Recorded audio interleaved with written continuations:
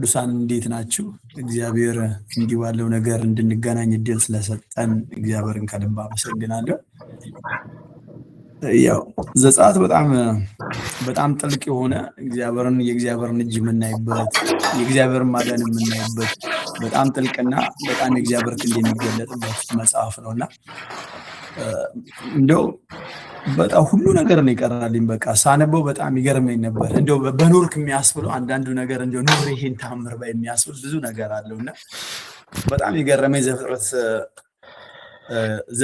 ዘጸአት 7 ላይ እግዚአብሔር ሙሴ እኔ መናገር የማልችል ሰው ነኝና በሱ ፊት መቆም አልችልም ሲለው እግዚአብሔር እንዲሄድ ከሱ ጋር አብሮን ሄዶ እንዲከተል ይናገራልና ዘጸአት 7 ላይ በጣም የሚገርመኝ እግዚአብሔር ሙሴን አለው አይ እኔ ለፈርዖን አምላክ አደርጋለሁ ወንድምም አሮን ነብይ ይሆናል አለው።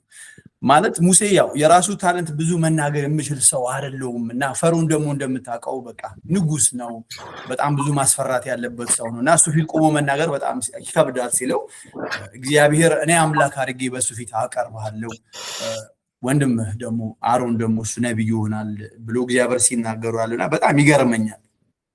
እግዚአብሔር ሕዝበ እስራኤልን ከግብጽ ያወጣበት የመጀመሪያውን ተአምር እዛ ላይ ያለው በቃ እግዚአብሔር ምድርን እንዴት አድርጎ ፈርዖንን ለማስለቀቅ የእግዚአብሔር ክንድ ምን ያህል በግብጽ ላይ እንደከበደ በጣም ይገርመኝ ነበር።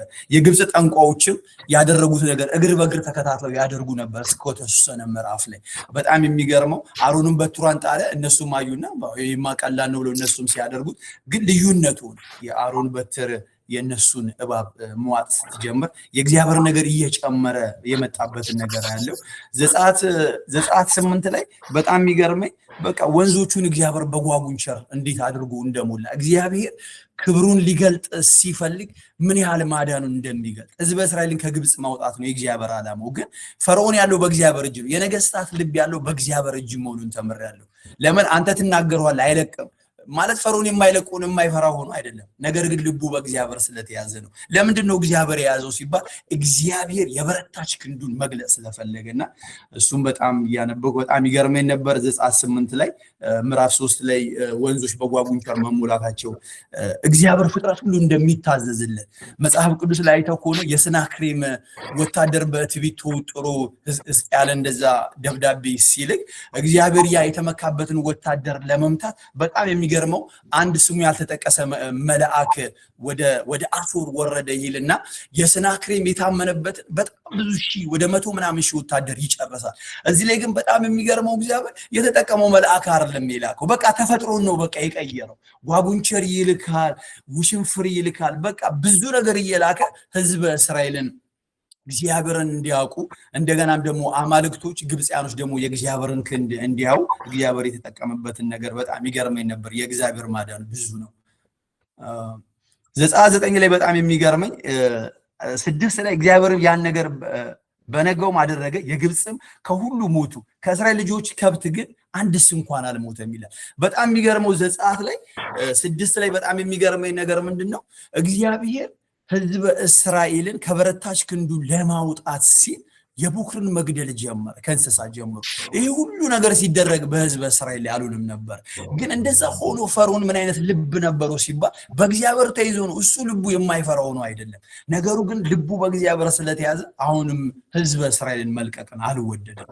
በጣም የሚገርመው ደግሞ ሕዝበ እስራኤል በዮሴፍ ምክንያት ወደ ግብጽ ከመጡ በኋላ በጌርሴም ተቀምጠው እግዚአብሔር መቅሰፍትን በሚልክበት ጊዜ ዝንቦች ወደዛ እንዳያልፉ እግዚአብሔር ከልሎት ነበር። በጣም ይገርመኝ ነበር የእግዚአብሔር ማዳን፣ እግዚአብሔር ልጆቹን የሚጠብቅበት፣ እግዚአብሔር ልጆቹን የሚያድንበትና ክንዱን ያሳየበት ነገር በጣም ሳነበው እጅግ በጣም ይገርመኝ ነበር። ወየኛ አምላክ በእውነትም አንተ እውነተኛ አምላክ ነብዬ እግዚአብሔርን በጣም ነበረ ስባረክበት፣ ነፍሴ ስትጽናናበት፣ ሞር በእግዚአብሔር ላይ ያለኝ እምነት እንዲጨምር በጣም አድርጎልኛል። ኢንሳን ዘጸአት 11 ላይ በጣም የሚገርመኝ በኮከሮች የወርቅ መቅሰፍት እግዚአብሔር እንዴት አድርጎ በመቅሰፍት እንትን እንዳላቸው እንዴት አድርጎ መቅሰፍት ግብጽያኖች ላይ እንዳወረደ በእንደዛ ሁሉ ሆኖ ግን ስቲል ናው ፈርዖን ህዝበ እስራኤልን መልቀቅ አልፈለግም። ለምን? ህዝበ እስራኤል ዘመኑን በነፃ የሰራ ጉልበቱ የተበዘበዘ ለ430 ዓመት በቃ ምንም ነገር ያላየ ሰው ነው። እጅግ በጣም ብዙ መከራ የፈሰሰበት በቃ ወደ እግዚአብሔር የጮኸውና እግዚአብሔር ህዝበ እስራኤልን ለማዳን እጁን የገለጠበት ነው። በጣም የሚገርመኝ ዘጸአት 12 ላይ ደግሞ የፋሲጋ በዓል ላይ እግዚአብሔር የሚነግራቸው ነገር በጣም ይገርመኝ ነበረ። በቃ እግዚአብሔር ከኤስቶስ ቅጠልም ጨብጡ ውሰዱ፣ በዕቃ ውስጥም ባለው ደም ንከሩት፣ ዕቃውንም ውስጥ ካለው ደም ሁሉን መቃኖችን ጉበንን እርጩ፣ ከእናንተም አንድ ሰው ከቤት ደጅ እስኪነጋ ድረስ አይውጣል። በቃ እግዚአብሔር ፈርዖንን በጣም በብዙ ተናገረው። በቃ በጓጉንቸር ተናገረው፣ በጊንጥ ተናገረው፣ በቅማል ተናገረው፣ በብዙ ነገር ነው እግዚአብሔር የተናገረው። ግን የፈርዖን ልብ በእግዚአብሔር ተይዞ ስለነበረ ህዝበ እስራኤልን መልቀቅ አልፈለገም። ማለት መልቀቅ ያልፈለገው ህዝበ እስራኤል ለግብፅ የሚሰጠው በጣም ብዙ ጥቅም አለ። በነፃ የሚሰራ ምንም ነፃነት የሌለው በጣም የተቸገረ ህዝብ ነውና ግን የሚያመልኩት እግዚአብሔር በቃ እግዚአብሔር ማን እንደሆነ ያውቁ ዘንድ በቃ እግዚአብሔር አሁን እነሳለዋል የብኩር ልጅን አለ ከላይ ከፓላስ ጀምሮ ያለው ከቤተ መቅደስ እስከ ታች ያለውን ድረስ እቀጣለሁ አለ እግዚአብሔር። ከዛ ግን ያን ከማድረጉ በፊት ለህዝበ እስራኤል በዘጸአት 12 ላይ የነገራቸው ነገር በጣም ይገርመኛል። በቃ በኤስጦስ ቅጠል ውሰዱት አለ። በቃ ስብዓቱን ወስዳችሁ ረዱት አለና ደሙን በዛ አርጋችሁ ጎበንና ቁባን ጠቡት አለ። አሁን እግዚአብሔር መልአክን አይደለም የሚልከው ራሴ ወርዳለሁ አለ። በቃ ለምን? በቃ የግብፅን የብኩር ልጅ ከላይ እስከ ታች ትልቅ ሃይራርኪ ካላቸው እስከ ታች ያሉትን እግዚአብሔር ሊቀጣኔ በዛ አልፋለሁ። ግን ያን በማድረግ ጊዜ ህዝበ እስራኤል እንዳትወጡ በዛ ሆኗል። ያን ብቻ አይደለም ደግሞ ደሙን ወስዳችሁ ቀቡታል። በጣም ይሄን ያነበብኩትኝ ምን ይገርማል። በጣም የገረመኝ የተማርኩበት ምንድነው ብትሉኝ የእግዚአብሔር የክርስቶስ ደም ከሰይጣን ወይ ከምናምን የምንለው እኛ ከምንፈራው የሆነ ከዚህ ዓለም ጨለማ ከዚህ ዓለም ገዢ አይደለም ከትልቅ ከሆነው ከእግዚአብሔር ቁጣ አድኖናል። በጣም የሚገርመው እዚህ ጋር የበግ ደም አድርገው ነው በቃ እግዚአብሔር ያን ባደረጋችሁ ጊዜ እኔ በዛ አልፋለሁ። ያን ያላደረገ ሰው እግዚአብሔር ገብቶ የብኩር ልጅን ይገላል። ግን ያን በማድረጋቸው ህዝበ እስራኤል ሲተርፉ ያላደረጉ ደግሞ ግብፃኖች ደግሞ በእነሱ ለቅሶ ሲሆን እዚህ ዘጸአት 12 ላይ ተመራሉና በጣም ይገርመኝ ነበር። ለካ የክርስቶስ ደም የሆነ ከምንፈራው ከዚህ ከአጋንንት ከምንለው ብቻ አይደለም። በጣም የሚገርመው ከእግዚአብሔር ቁጣ የኢየሱስ ደም እንዳዳነ እዚህ መጽሐፍ ላይ ተመራሉና በጣም ነበር ይገርመኝ የነበረው። ከዛ ብኩር ሁሉ ለእግዚአብሔር መቀደሱን እግዚአብሔር ህዝበ እስራኤልን ካወጣ በኋላ የብኩር ልጅ ከገደለ በኋላ እንዴት አድርጎ ህዝበ እስራኤልን እንዳሻገራቸው የእግዚአብሔርን ማዳን እንዴት እንዳሳያቸውና በጣም የሚገርመኝ ነገር ህዝበ እስራኤል ያን ሁሉ የእግዚአብሔርን ክንድ ካየ በኋላ ያን ሁሉ ተአምር ካየ በኋላ በጣም የሚገርመኝ ጠላቶቻቸው እንደገና ሊመልሷቸው ፈርዖን ፈራ። በቃ ከዚህ እንዳንሞት ፈጥናችሁ ውጡ ብለው የሚገርመው ነገር አስወጧቸው በፍጥነት ህዝበ እስራኤል አትወጡ፣ በቃ ስትጸልዩ አትሂዱ፣ አትራቁ፣ ከዚህ አትበሉ ያለው በቃ ህዝቡ ግብፅ ፈሩ። በቃ የብኩር ልጅ ሲሞት በቃ የአምላካቸው እኛንም ሊያጠፋን ነው ብለው በፍጥነት አወጧቸው። በፍጥነት በቃ ሁሉም እስራኤል ተጠራርጎ ከግብፅ እንዲያወጡ አፈጠኗቸው። ያን ሁሉ ካደረገ በኋላ ግን ፈርዖን አሁንም በቃ ህዝበ እስራኤል መመለስ ፈለገ። ለምን? በነፃ የሚያገለግለውን ህዝብ እንትን ይላል ይፈልጋል። እንደዛ የሚያገለግለውን ህዝብ አያገኝምና መልሶ ህዝበ እስራኤልን ሊመልስ 600 የተመረጡ ወታደሮችን ይዞ ህዝበ እስራኤልን በሰረገላ ተከተላቸው። በጣም የሚገርመው ህዝበ እስራኤል ያን ሁሉ ተአምር ያየ በቃ በምድረ በዳ ልንጠፋ ብሎ በቃ እንትን ሲሉ እግዚአብሔር መናገር ጀመረ። መልአኩም ወደ ኋላ ቀራ። ከዛ በቃ እግዚአብሔር ዮርዳኖስን ወንዝ ከከፈለ በኋላ ለህዝበ እስራኤሎች ያደረገው ማዳን ይገርመኝ ነበር።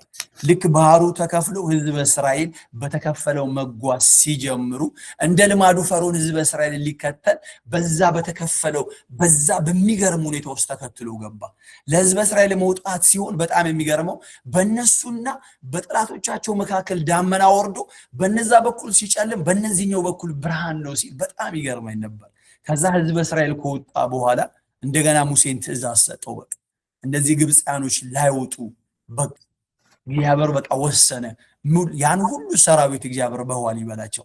ከዛ መልሶ ሙሴ እጁን ሲጭን ውሃው እንደተከደነባቸውና ህዝበ እስራኤል ሲወጡ የአሳዶጃቸውን ሬሳ በውሃ ዳር አዩ።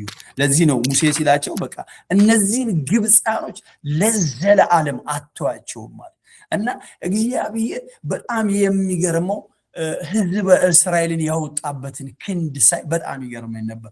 ግን ያን ሁሉ ተአምር ያየ ህዝብ ከወጣ በኋላ በጣም የሚገርመው ከተወሰነ ምዕራፍ በኋላ እግዚአብሔር ላይ ሲያጉረመርሙ በቃ በዛ መኖር ይሻለን ነበር ይሉ ነበር። በግብፅ እኮ ምንም ይሻል ነገር የለውም እኮ 430 ዘመናቸውን በነፃ የሰሩ ከሚበሉት ምግብ ገለባ የሚበሉ ሰዎች ግን እግዚአብሔር በቃ ረፍት ሰጥቷቸው ያን ሁሉ ተአምራት አሳይቷቸው በጣም የሚገርመው መልሶ እግዚአብሔር ላይ ማንጎራጎር ጀመሩ። በጣም ነው የሚገርመኝ ሳይ በቃ የራሴን የልብ ጥንካሬ ያየው ዋው እግዚአብሔር እኮ አንተ በቃ የምትገርም ሉዓላዊ አምላክ ነው።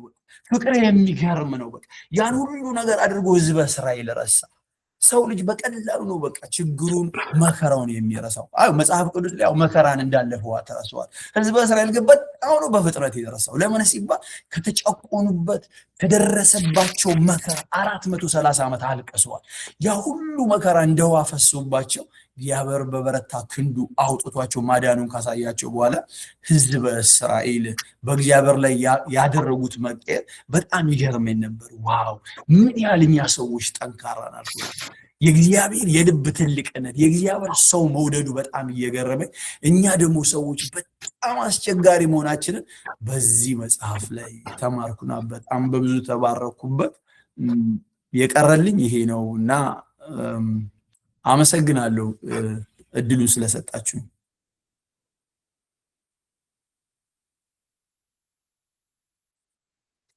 ቴንኪ እንዳልክ ተባረክ። አሜን። ሌላም እስቲ እንግዲህ በጣም የሚገርም ነገር ነው ያካፈልከን እንዳልክ፣ በጣም እግዚአብሔር ይባርክ። ሌላም ሀሳብ ካለ ወደ መጨረሻ መጨመር የምትፈልግ ከሆነ ሌሎቻችሁም እንግዲህ መቼም ዘጸአትን የሚያክል መጽሐፍ አጥንተን ምንም አልተማርንም ማለት ከባድ ነው። ሰዎችንም እንድናወራ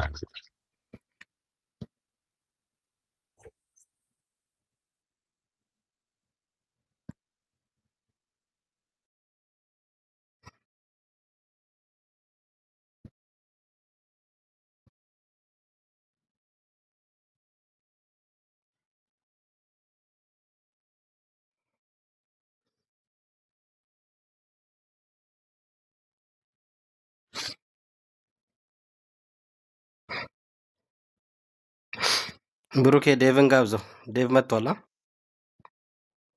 ዴቭ ገብታለቀ። አዎ ዴቭ እንግዲህ አፍደ ስለገባ እንደ ቅጣት ብታካፍለን አንዳንድ ነገር ደስ ይለናል። ነግሬያቸዋለሁ እንግዲህ ብዙ ይሄን የሚያክል መጽሐፍ አጥንተን አለማካፈል ንፉግነት ነው። ወደ መጨረሻ ላይ ልናገር ብሩኬ። እሺ ዴቭ ቅድም የማቴዎስ 15 ላይ ያወራንበት ክፍል በጣም ምርጥ ነበርና ከኔ ይልቅ ሞር አንተ ስላብራራው በተለይ ማቴዎስ 15 ላይ ነገር ብትልታ ደስ ይለኛል። ማቴዎስ 15 አራት ኦኬ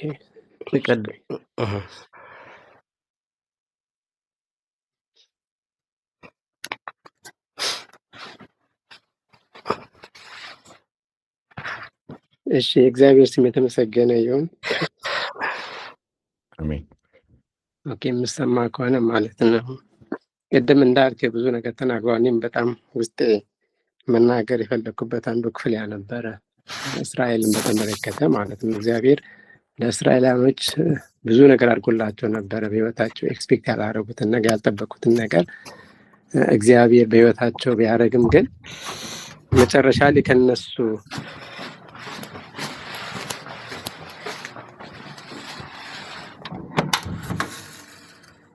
ይሰማል። ኦኬ ይሰማል ዴቭ? ይሰማል። ኦኬ ግን መጨረሻ ላይ እግዚአብሔር በቃ ከእስራኤላውያን ያገኘው ሪስፖንስ ግን በጣም በቃ ልባችን የሚነካ የሚያስደነግጥ ነገር ነው። ምክንያቱም የተደረገላቸው ታምር ቀላል ታምር አይደለም። በቃ በህይወታቸው ሁሉ ኤክስፔክት የሚያላረጉትን በጀኔሬሽናቸውም በቃ እንደዚህ አይነት ባህር ተከፍሎ የተሻገረ ህዝብ ታሪክ ሰምተው የማያውቁም። ግን ያንን ታሪክ ሁሉ በቤታቸው ሰርቶላቸው 10 መቅሰፍትን ግብጽ ላይ ሰርቶ ግን ያ ሁሉ ከሚራክ ከተደረገ በኋላ እግዚአብሔር ለማጉረምረም በጣም መፍጠናቸው በጣም ነበር እኔ ውስጤን እንትን የሚለኝ ማለት ነው። መጨረሻም ላይ ደግሞ 600,000 የሚያህል ህዝቦች ናቸው ከግብጽ የወጡት። ግን ከነዓንን የወረሱት ያው ካሌብና ኢያሱ ናቸውና የነሱ ልጆች ማለት ነው። እና ምድረ በዳ ለመውደቅ ምክንያት የሆናቸው ምንድነው? በማጉረምረማቸውና እግዚአብሔርን ባለማመናቸው ጠንቅ ነበር ይላልና የማጉረምረም ጠንቅ ወይ ደግሞ ማጉረምረም በህይወታችን ላይ የሚያስከፍለውን ከፍተኛ ዋጋ በጣም በቃ ተረድቻለሁ በዛ ክፍል ላይ ማለት ነው። ምንም እንኳን እግዚአብሔር ያን ሁሉ ታምር ያደርግላቸውም ግን በህይወታቸው ላይ ከማመስገን ይልቅ ማጉረምረምን አስቀድመው ስለተጓዙ ያ ሁሉ ህዝብ ምድረ በዳ ላይ ቀረ ማለት ነውና ምንም አንዳንድ ጊዜ ከባድ ነገር ውስጥ ብናልፍም አንዳንድ ነገሮች ባይገቡንም ከማጉረምረም ይልቅ በእግዚአብሔር መታመን በእግዚአብሔር መደገፍን እንደሚኖርብን በጣም ተምሬበታለሁ ማለት ነውና እግዚአብሔር ከማጉረምረም ህይወት ይታደገን ያድነን ብዬ አስባለሁ። እጸልያለሁ ለሞመኛለሁ እና በላይ የተናገረው ነገር ላይ ደግሞ በጣም ብዙ ጊዜ የማይገባኝ ቃል ማለት ነው። እንግዲህ ዛሬ ነው ትንሽ ክሊር የሆነልኝ ማለት ነው። እናንተም ጋር ምናልባት እንደዚህ አይነት ቬግ ነገር ካለ እስቲ ላንብበው። ምዕራፍ 15 ቁጥር 4 ጀምሮ ማለት ነው።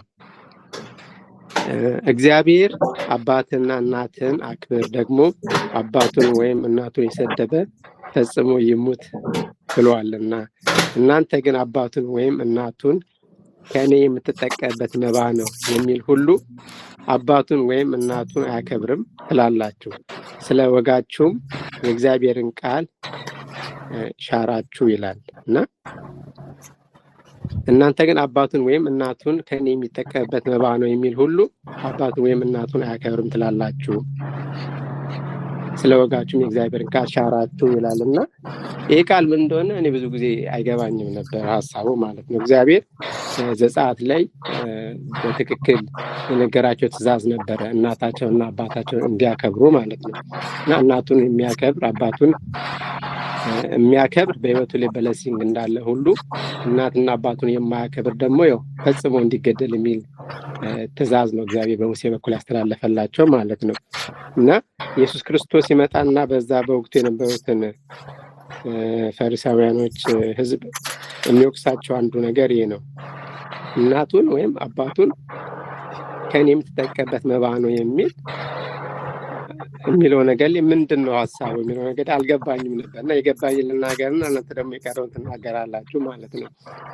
እነሱ ለአባታቸው ወይ ደግሞ ለወላጆቻቸው ማድረግ የሚገባቸውን ነገር ባለማድረጋቸው ወይ ደግሞ ማድረግ የሚጠበቅባቸውን ነገር በቃ እኛ ለእግዚአብሔር መባ አስገብተናል፣ ስለዚህ መባ ስላስገባን እናትና አባታችንን አክበረናል ብለው ነው አስም ሲያደርጉ የነበሩት ማለት ነው። እና ይህንን አገላለጻቸውን በወቅቱ የነበሩት የሃይማኖት መሪዎች እናትና አባትን እንዳከበሩ አድርገው ነበር የሚቆጥሩት ማለት ነው። በቃ መባ ለእግዚአብሔር መስጠት ወይ ደግሞ መስዋዕትን ለእግዚአብሔር መስጠት በዛ ውስጥ እናትን ማክበር አባትን ማክበር አለ ብለው አስም ስላረጉ ይህንን ድርጊታቸውን አይወቅሷቸውም ነበር። እናትና አባቶች እንዳላከበሩ አድርገው ነበር ማይወቅሷቸውም ነበር። ግን ኢየሱስ ክርስቶስ መጥተው ይሄ ድርጊታችሁ ወላጆቻቸውን እንደማለማክበር ነው የሚቆጠረው እያላቸው ነው ማለት ነው። መባ ውስጥ እናት አባትን ማክበር የሚል አገላለጽ የለም እያላቸው እነሱ። ስለዚህ ነገር ደግሞ ሞር ደግሞ በግልጽ የገባው አንደርስታንድ ያደረገው ሰው ካለ ቢያብራራልኝ ደስ ይለኛል ማለት ነው። የምን ጊዜም ጥያቄ ስለነበረብኝ ማለት ነው። እግዚአብሔር ይባርካችሁ። ተባረክ።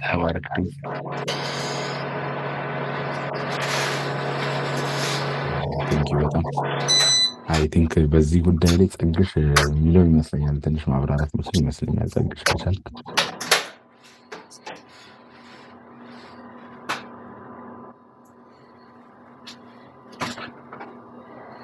እሺ ቴንክ ዩ ብሩኬ፣ ሰላም ይብዛላችሁ። አሁን ዴቭ ካነሳው ሲጀምር እኔ ትንሽ የገባችኝ ነገር ስላለች እሷን ሼር ላድርግ ብዬ ነው። ሌላ የማቴዎስ ወንጌል ጥናት ላይ ነው ይሄንን ያገኘሁት የነ ዶክተር ማሙሻ ትምህርት ላይ ማለት ነው። ምናልባት አይሁዶች በብዛት ያወጡት የነበሯቸው ህጎች ቀስ እያሉ እግዚአብሔር ያስቀመጣቸውን ህጎች በጣም እየሸፈነ ይሄድ እንደነበር እናያለን።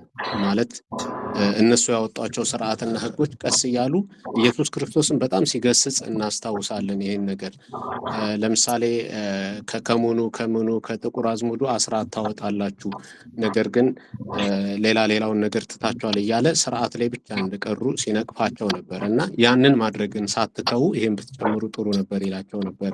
ልክ እንደዛ እየሸፈኑ የመጡት አንዱ እናትና አባትን ማክበር የሚለው ነበር። ለምሳሌ እናትና አባትን አክብር በምትኖርባት ምድር እድሜ እንዲረዝም ተብሎ በህጉ ላይ ተቀምጧል።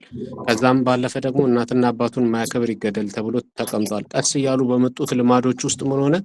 አንድ ሰው በቤተሰብ ውስጥ እናትና አባቱን ላለማክበር ከፈለገ ለእናንተ ያለኝን ድርሻ ቁርባን አድርጌ ለእግዚአብሔር አቅርቤዋለሁ ይላል፣ ወይም መባ አድርጌ ለእግዚአብሔር ሰጥቼዋለሁ ይላል። እና ያንን ሲያደርግ ያ ሰው ከዛ ኃላፊነት እንደተፈታ መቆጠር ተጀመረ ማለት ነው። ማቴዎስ ስንት ላይ ነው ያለው? 15 ላይ ነው መሰለኝ። ስለዚህ ሜቢ ማቴዎስ 15 ላይ የደረሱበትን ስፍራ እኔ ያንን ጥናት ብታዩት በጣም ነበረ እኔ ራሴ ግርም ያለኝ ማለት ነው። በጣም ብዙ አድርጎ ያብራራዋል። ኤኒዌይ ስለዚህ ለእናንተ የሚጠበቅብኝን ነገር መባ አድርጌ ወይም ቁርባን አድርጌ ለእግዚአብሔር ሰጥቼዋለሁ ይሉና ከዛ ህግ ይፈታሉ ማለት ነው። ራሳቸውን ይፈታሉ። ከዛ የእግዚአብሔርን ህግ በዚህ ይሽሩታል ማለት ነው። እና ያንን ነበረ ጌታ ሲቃወም ያየ ነው። እግዚአብሔር ህጉ አልተቀየረም። ያንም የነበረው ህግ ዛሬም አለ፣ አልተቀየረም። በቃና ያችን ነው ትንሽ እኔ የተረዳሁት። በዚሁ አስታክኬ ወደ ሌሎቹ ልግባ። ጥቂት ደግሞ እኔ በዚህ በዘጸአት መጽሐፍ ላይ ያየሁት ነገር ላካፍል እንደገባኝ ማለት ነው። ከዛ በፊት ትንሽ ወደኋላ መለስ ብዬ አንድ ሁለት ነገር ብቻ ማለት እፈልጋለሁ። ባለፈው ወይ ታይም አልበቃዩን አይሮ ነው እንዴት እንዳለፍኩት የሙሴንና የአሮንን በአንድ ላይ አገልግሎት መጀመር ዘጸአት ምዕራፍ 4 ቁጥር 14 እና 17 14 17 ላይ ስናይ ሙሴ በጣም ተግደርድሮ ነበረ አገልግሎቱን ለመጀመር። እግዚአብሔር ሂድ ሲለው እኔ አፌ ኮልታፋ ነው፣ እኔ እንደዚህ ነኝ፣ እኔ እንደዚህ፣ መጨረሻ ላይ በቃ ከኔ የተሻለው ሰው ፈልግ ሲለው ቁጥር 14 ላይ እግዚአብሔር ቁጣው በሙሴ ላይ ነደደ ይላል። ከዛ በኋላ እንደውም ወንድም አሮን አለ ሂድ ከሱ ጋር አለውና አሮንን ጨመረለት እና በተወሰነ መልኩ ሳየው የእግዚአብሔር የቁጣ ውጤት ይመስለኛል ሙሴ አልታዘዝ ብሎ አሮን መጨመሩ። ምክንያቱም በኋላ ላይ አሮን ህዝቡን ሲያስት እናያለን። ሙሴ ተራራ ላይ ሄዶ በቆየ ሰዓት ላይ ህዝቡን ጣዖት ሲያስመልካቸው እናያለን እና እሱን ወደፊት ስንደርስበት እናያለን። ግን የቁጣ ውጤት መስሎ ይሰማኛል ለእኔ አይሮን ነው። ሌላው ደግሞ ቁጥር 19 ላይ በጣም የሚገርም ቃል ከአዲስ ኪዳን ጋር አያይዘን ብናየው ደስ የሚለኝ ሙሴ በምድያም ሳለ እግዚአብሔር አንተን ሊገድሉ የሚፈልጉ ሰዎች ሁሉ ሞተዋልና ተመልሰው ወደ ግብጽ ሂድ አለው። ይህንን በማቴዎስ ወንጌል ምዕራፍ 2 ላይ ጌታ ኢየሱስ ክርስቶስን አባቱና እናቱ ይዘውት ወደ ግብጽ ሲሸሹ የሄሮድስን ጭፍጨፋ ሽሽት መልአኩ እንደነገራቸው ማለት ነው። እና በግብጽ ሆነው ግን መልአክ ድጋሚ ተገልጦ ለሕፃኑን ሊገድሉ የሚፈልገው ሞተዋልና ተመለስ ከሚለው ጋር በጣም የተገናኘ ነው። ሙሴንና ኢየሱስን ስናያቸው ሁለቱም ነፃ አውጪዎች ናቸው። በቃ ያ በአዲስ ኪዳን አይሚን በብሉይ ኪዳን ያው ኤቭሪቲንግ ፊዚካሊ ይታይ የነበረ ስለነበረ ከግብጽ ህዝቡን መርቶ ወደ ተስፋ ወደ ተገባላቸው ምድር ማድረስ ነበር የሙሴ ስራ። የኢየሱስ ክርስቶስም ስራ ያው ጀስት ስፒሪቹዋሊ ግብጽ ነው፣ እኛ የወጣንበት ዓለም ማለት ነውና እዚች ጋር ያለውን መመሳሰል ማንሳት ፈልጌ ነው። ከዛ በመቀጠል ወደ ዛሬ ወደምንወያይበት ክፍል ሲሄድ ወደ ያው በአብዛኛው መቅሰፍቶቹ ላይ ስለሆነ ከምዕራፍ 7 ጀምሮ የሚያወራው መቅሰፍቶቹ በአብዛኞቹ ያው የድንዳኔውን ነገር አይተናል በተደጋጋሚ እግዚአብሔር ሆን ብሎ ልቡን እንዳደነደነው እነዚህን ከምዕራፍ 7 ጀምሮ ያሉትን ክፍሎች ስናነባቸው እግዚአብሔር ልቡን ያደነደነበትን ምክንያት ቁልጭ ብሎ ተቀምጦ እናገኛለን። አይ ቲንክ 15 ቀን ላይ ይሁን አይ ዶንት ኖ ይሄ ጥያቄ እግዚአብሔር እንዴት አደንድኖ ሂድ ይለዋል የሚለው ነገር ተነስቶ ስለነበረ በእነዚህ ውስጥ መልሶቹ በደንብ አሉ። ሌላው መቅሰፍቶቹን ነው ያስኳቸው። የመጀመሪያው መቅሰፍት ውሃ ወደ ደም መቀየር ነው። አብዛኞቹ መቅሰፍቶች ኦልሞስት 99% ማለት እንችላለን እግዚአብሔር በግብጽ ያሉትን አማልክት ይመታባቸው የነበሩ መቅሰፍቶች ናቸው ማለት ነው። በመጀመሪያ የነበረው ውሃ ወደ ደም መቀየር ነበረ።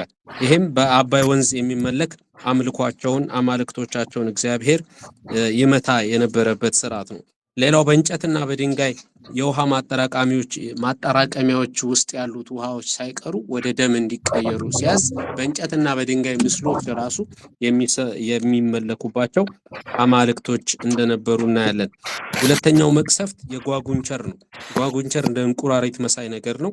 ይሄም ደግሞ ጓጉንቸር ወይም እንቁራሪት መሳዩ የሴት አማልክታቸው የምትመሰልበት ምስል ናት። የሴት አማልክታቸው ደግሞ በምንድነው የምትረዳቸው ተብሎ የሚታመነው በምጥ ጊዜ የምትረዳ አምላክ ተብሎ አሁንም ያው በዚህ ዘመን ምናቃለን እንግዲህ ያውቃሉ የተወሰነ በቤተ እምነቶች ውስጥ የጽንስ አምላክ የሚባል አለ። ሁለተኛው የሶስተኛ ላይ የተባይ መቅሰፍት ነው የመጣው። አራተኛ ላይ ዝንብ ነው። በግብጽና በእስራኤል መካከል ልዩነት እስኪሆን ድረስ እነዚህ ሁሉ መቅሰፍቶች ሲሆኑ እግዚአብሔር በግብጽና በእስራኤል ላይ ልዩነት እያደረገ ነበረ። አምስተኛው መቅሰፍት ጋር የእንስሳት እልቂቱ ጋር ስንመጣ ደግሞ በእነዚህ በእንስሶቻቸው በወይፈን በላም በበግ በተለያየ ነገር የሚመለኩ ጣዖቶች ነበሩ።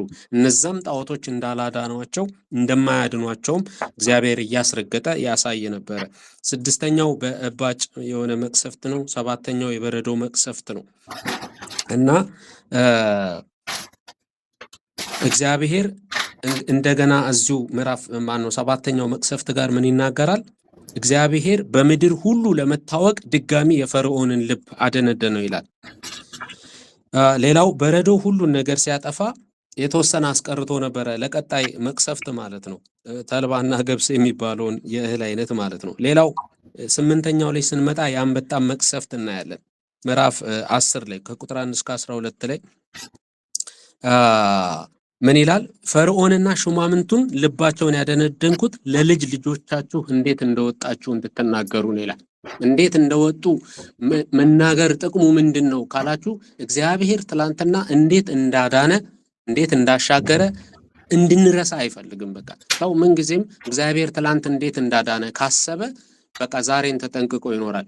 እዚህ ጋር በጣም መጨመር የምፈልገው ነገር ማለት ነው እስራኤላውያን ሁሌም ሲስቱ ካያችሁ ከነዚህ ከኦሪት መጽሐፍቶችም ወተን መሳፍንትና ነገስቶች ሁሉ ብንገባ ማለት ነው የሆነ ጣዖት ሰርተው የሆነ አሮንን ራሱ ብታዩት ያንን የጠጃ የወርቅ ምስል ሲሰሩ ምንድነው ሁልጊዜ የሚያደርጉት?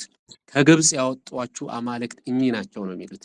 ሁሌ ከግብጽ ያወጧችሁ አማልክቶች እኚህ ናቸው ብለው ነው ህዝቡን አሳተ። አንድ ኢዮርብዓም ተነስቶ ህዝቡን አሳተ፣ ሌላ መሪ ተነስቶ ህዝቡን አሳተ ሲባል ምንድነው ከግብጽ ያወጧችሁ መሪዎች እኚህ ናችሁ ያለ ነው። እግዚአብሔር ግን ሁልጊዜም ለልጅ ልጆች እግዚአብሔር ከግብጽ እንዴት እንዳወጣ ከኃጢአት ባርነት እንዴት እንዳወጣ እንድንናገር ይፈልጋል ማለት ነው። ሌላው ዘጠነኛው መቅሰፍት የጨለማ መቅሰፍት ነው። ይሄ ሬን የሚባል የፀሐይ አማልክታቸውን ደግሞ ያመልካሉና እግዚአብሔር ይህንን ሁሉ ከጨዋታ ውጭ ያደረገበት በቃ ሌላ ማንም አምላክ እንደሌለ እግዚአብሔር ያሳየበት ነው። የመጨረሻውና ህዝቡን የለቀቀበት መቅሰፍት የበኩር መቅሰፍት ነው። የበኩሮች መቅሰፍት እንግዲህ በኩር በመጽሐፍ ቅዱስ በውርስ ደረጃ እንኳን ካየን በኩር 2 እጥፍ የሚወርስ ነው ከቤተሰብ ውስጥ የመጀመሪያው ወንድ ልጅ ማለት ነው። በኩር የአባትን ተስፋ የሚያስቀጥል ነው። የአባትን ምትክ የሚሆን ነው። አባት ቢሞት እንኳን ራእዩን የሚያስቀጥል ነው በኩር። በአይሁድም ልማድ ስናይ እንደዛ ነውና እግዚአብሔር ያንን ሲመታ የመጨረሻ ቁጣው ነው ማለት ነው። ከምንድነው ወፍጮ መጅ ከምትገፋው ጀምሮ እስከ ሹማምንቱ ድረስ ነው እግዚአብሔር በኩርን የመታው እስከ እንስሳ ድረስ ማለት ነው። እና ከዚህ በኋላ ነው ሌላው የፋሲካውን ሕግ ብቻ አውርቼ ልጨርስ። በፋሲካው በጣም በሚገርም ሁኔታ እግዚአብሔር እንዴት በጥድፊያ ብሉት እንዳለ በጣም እደነቃለሁ። የፋሲካውን በግ ስርዓት አለው፣ በጣም ደስ የሚል ስርዓት አለው። አንደኛ በአጭር ለብሳችሁ ታጥቃችሁ በትራችሁን ይዛችሁ በጥድፊያ ብሉት ይላል። ሰው እንዴት ነው ሌሊት ነው እንግዲህ የሚሆነው፣ ምሽቱን ያድራሉ እኮ አይሮኖ ምን ያህል ጋፕ እንዳለ ሲወጡና በጉን በመብላትና በመውጣታቸው መካከል ግን በጥድፊያ ብሉት ነው የሚለው። በትራችሁን ታጥቃችሁ ልብሳችሁን ታጥቃችሁ በትር ይዛችሁ እንደሚሮጥ ሰው ማለት ነው። በጣም ይሄንን ነገር የቆሮንቶስ መልእክት ላይ ወደ አዲስ ኪዳን ስንመጣ የመዳን ቀን አሁን ነው ይላል። እግዚአብሔር መዳንን ያዘጋጀው ነገ አይደለም፣ ትላንትም አይደለም፣ ከነገ ወዲያም አይደለም። ለሰው ልጆች ትላንት ነበር ምድነው ዛሬ አልፎብኛል ማለት አልችልም። እና እግዚአብሔር የመዳንን ቀን ብሎ እኮ ዛሬ አይልም። ቀን ከተባለ ዛሬ ነገ ነው የሚባለው። ሰዓት ቢሆን ነው አሁን የምንለውና መጽሐፍ ላይ የመዳን ቀን አሁን ነው ይላል። በጣም ነው የሚደንቀኝ። ሌላው እርሾ በሌለው ቂጣ ብሉት ይላል። መራራ በሆነ ነገር ነው የሚበሉት። የነበሩበትንም መራራ ነገር እርሾ የሌለው ቂጣ ያልቦካ ቂጣ ማለት በቃ ጣዕሙ እጅግ በጣም አስቀያሚ ነው። ለቀናት ሁሉ እንዲበሉት እግዚአብሔር ነግሯቸዋልና ሌላው የበጉ ደም የሚቀባው በጉ በተበላበት ቤት ውስጥ ብቻ ነው። በቃ ደሙን ወስዶ በጉን ያልበላ ሰው ደሙን ሊቀባው አይችልም። ያ የሚያጠፋው መልአክ የሚቀስፈው መልአክ መጥቶ ደሙን አይቶ ነው የሚያልፈው እና በዛ ቤት ደሙ የተበላበት ቤት ብቻ ነው በጉበኑ ላይ እና በመቃኑ ላይ በጉ የተበላበት ቤት ብቻ ነው ደሙ ሊቀባ የሚችለውና እግዚአብሔርም ሊያልፍ የሚችለው። ደም መዋዋስ አይቻልም ማለት ነው። ደም ሁሉም ሰው በጉን ሊበላው እና ሊያመልጥበት ደሙንም ወስዶ በጉበንና በመቃኑ ላይ ሊቀባበት ያስፈልጋል ማለት ነው። እስከ ፋሲካው በዓል ድረስ ነው እንግዲህ ያለኝ። ጌታ ይባረክ። ተባረኩ።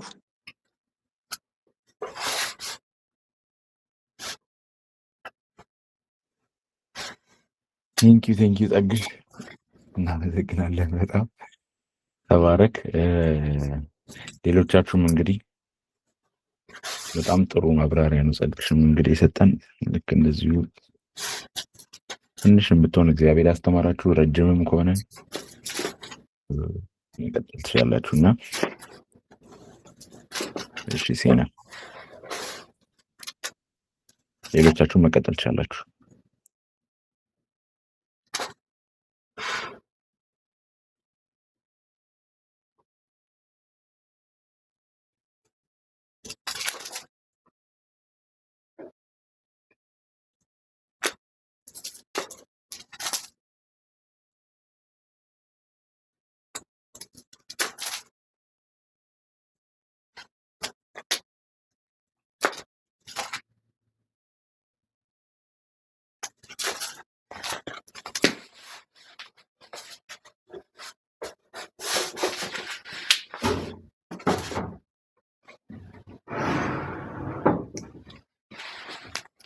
አይ ቲንክ ሁላችሁም ማንበብ ትችላላችሁ መሰለኝ።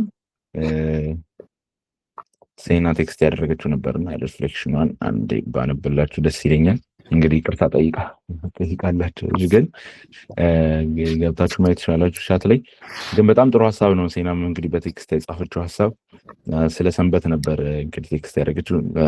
ዘጸአት 20 ከቁጥር 8 እስከ 11 አካባቢ ያለውን አንስታ አንድ ጊዜ ላንብበውና እንቀጥላለን።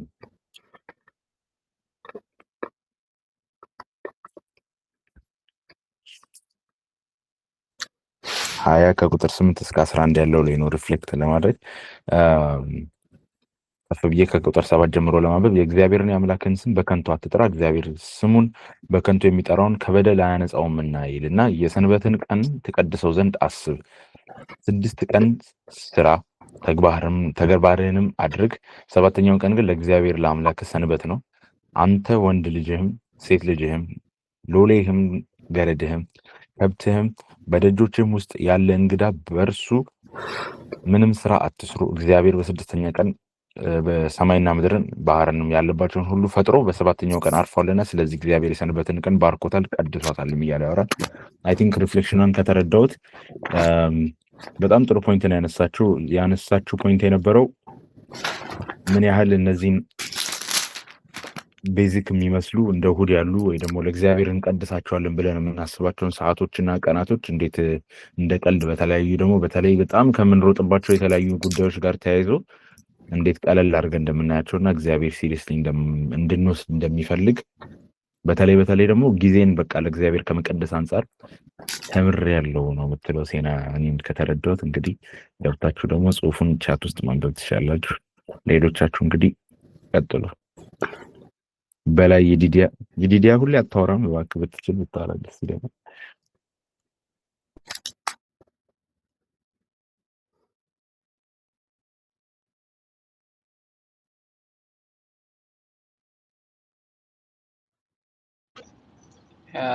እንትን ወንድሞቼ በጣም ይቅርታ እየነዳሁ ስለሆነ ነው ሁሌ የምሰማችሁ። ዛሬ ነው የገባሁት፣ በእርግጥ ግን እየነዳሁ ስለሆነ ነው፣ ስራ እየሰራሁ ስለምሰማችሁ ነው። ይቅርታ በጣም። ችግር የለውም። መግባትም አንድ ነገር ነው።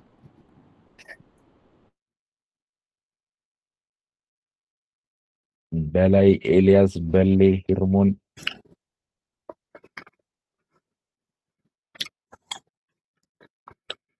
አታነቡም ማለት ነው ይላቸዋል ጸግሽ።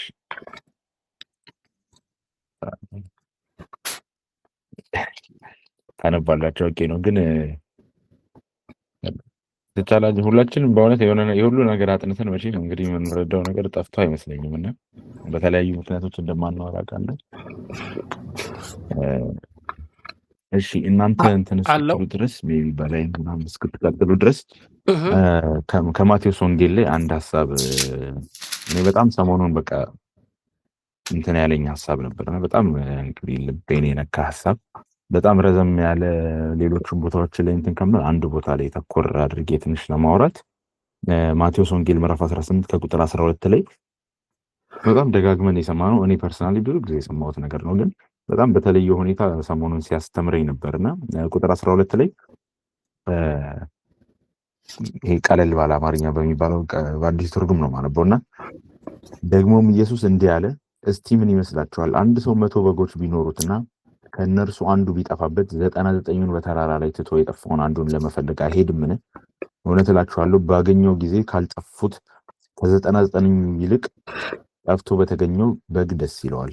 እንዲሁም በሰማይ ያለው አባታችሁ ከነዚህ ታናናሾቹ አንዱም እንዲጠፋ አይፈልግም ይላልና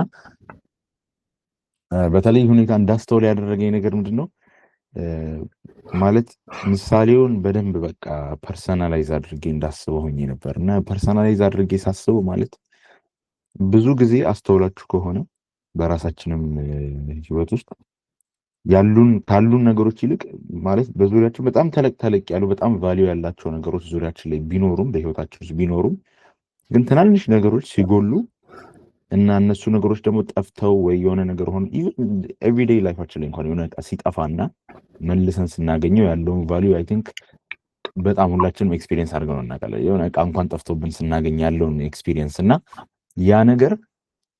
ያ ኤክስፒሪየንስ በተለየ ሁኔታ ሰርፕራይዝ አድርጎን አስደስቶን የሆነ አዲስ ዕቃ ስናገኝ በጣም የምንደሰትበት ያም በውስጣችን የሚፈጥረው ደስታ የሚነግረን ለዛ ጉዳይ ያለንን ቫልዩ ነው የሚነግረን እና የምታስታውሱ ከሆነ በጠፋው ልጅ ታሪክ ውስጥ በቤት ውስጥ የነበረ ልጅ ነበር፣ ግን ደግሞ ጠፍቶ የነበረ ደግሞ ከዛ የተመለሰ ልጅ አለ እና ከዛ አባቱ በዛ ደግሞ በጣም እንዴት እንደተደሰተ ታያላችሁ። እንደውም ከዛ ቤት ውስጥ የነበረው ወንድም ደግሞ በቃ ቫልዩ እንዳልተደረገ ይሰማው ነበር፣ ምንም እንዳልታየ ወይ ደግሞ ያ አባቱ ምንም እንደማያስበው ወይ አይነት ሆኖ ሲያኮርፍ ሲናደድ ምናምን ታያላችሁ ነገርና እና አባቱ የሚደሰትበት መንገድ የሆነ ነገር ሲጠፋ እና ስናገኘው በጣም የተለየ ደስታ ነው ያለው። ከኖርማሉ አብሮን ከመኖር ሲኖር የማናውቀው ደስታ የሆነ ነገር አጥተነው ስናገኘው የሆነ ለየት ያለ ደስታ አለውና ይሄ ውስጣችን የሚፈጠረው ኢሞሽን ወይ ደግሞ በዛ ታሪክ ውስጥ የምታዩትም ልክ በአባትየው ታሪክ ውስጥ እንደምታዩትም ደግሞ ያ የሚፈጠረው ኢሞሽን የሚያሳየው ያ አባት ለዛ ልጅ ያለውን ቫልዩ ነው የሚያሳየው ነገርና እና በጣም ስደነቅ ነበረ። ኢትስ ቬሪ ሃርድ እግዚአብሔር ሰማይና ምድርን የፈጠረ ሁሉ ነገር በፊቱ የሆነ በጣም ቫልዩ የሚያደርጋቸው ነገሮች ከኛ በላይ በጣም ቫልዩ ያላቸው ብለን የምናስባቸው ነገሮች ያሉት እግዚአብሔር ይሄ ሁሉ ነገር እያለ ምንም እንደውም ቃል በቃል የሚለው ታናናሾች ነው የሚለው ከዛም ከፍ ብሎ ስለ ሕፃናት ነበር እንደውም ሲያወራ የነበረውና ምንም ቫልዩ የሌላቸው በሰው አይን በዓለም አይን ሜቢ ኢቭን ኢን ኤኒ ሴንስ ብናስበው ቫልዩ አላቸው ተብሎ ማይታሰቡ ነገሮችን በጣም የመጨረሻ ቫልዩ የሚያደርገው ነገር ቢጠፋበት እና ሲያገኘው ሲደሰትብን ወት ኤክስቴንት እግዚአብሔር ፐርሰናሊ እኛን ቫልዩ ያደርገናል የሚለው ሀሳብ በጣም ስንደነቅበት ነበር። ለማመን ራሱ ይቸግራል እውነቱን ለመናገር እና አኮርዲንግ ቱ ዲስ መልእክት እንደውም አኮርዲንግ ቱ ዲስ ምሳሌ እኔ ሳስብ የነበረው ማንም ሰው ቢኖር ሁሉም ሰው እንዲሁ በራሱ መዳን ቢችል እና አንዳችን እንኳን ግን ኢየሱስ ክርስቶስ መጥቶ መሞት ቢኖርበት እኛን ለማዳን ለአንድ ሰው እንኳን ይመጣል የሚለውን አርጊመንት ከዚህ ተነስተን መስራት የምንችል ይመስለኛል። እኔ እንደዛ እንዳምን አድርጎኛል ይሄ ቃልና ፐርሰናሊ በተለይ ደግሞ በክርስቶስ የሰራውን ነገር እግዚአብሔር በክርስቶስ ያደረገልንን ነገር መጥቶ 33 ዓመት መቆየቱን የተሰቃየውን የተሰቀለውን የተተፋበትን የተናቀውን ያንን ሁሉ ነገር ፐርሰናሊ ለአንድ ሰው አድርጎታል ለኔ አድርጎታል የሚለውን መልእክት ከዚህ ቃል አግኝቼ ነበርና እና እግዚአብሔር በዚህ ደረጃ እኛን ቫልዩ ያደርገናል ልጁን ለአንድ ሰው ሲል ይልካዋል እና እንደዛ እንዳስብ አድርጎኝ በጣም እግዚአብሔር እንዴት ቫልዩ እንደሚያደርገን እያሰብኩ በቃ ኦቨርኦል ስለራሴ ራሱ ያለኝ ምልከታ እግዚአብሔር በዚህ ቃል ቀይሮት ነበርና እሱን ሼር ላድርጋችሁ ብዬ ነው። በኋላ ደግሞ ወደ ዘጸአት መለስና አንዳንድ ነገር ያካፍላችኋለሁ። ተባረኩ።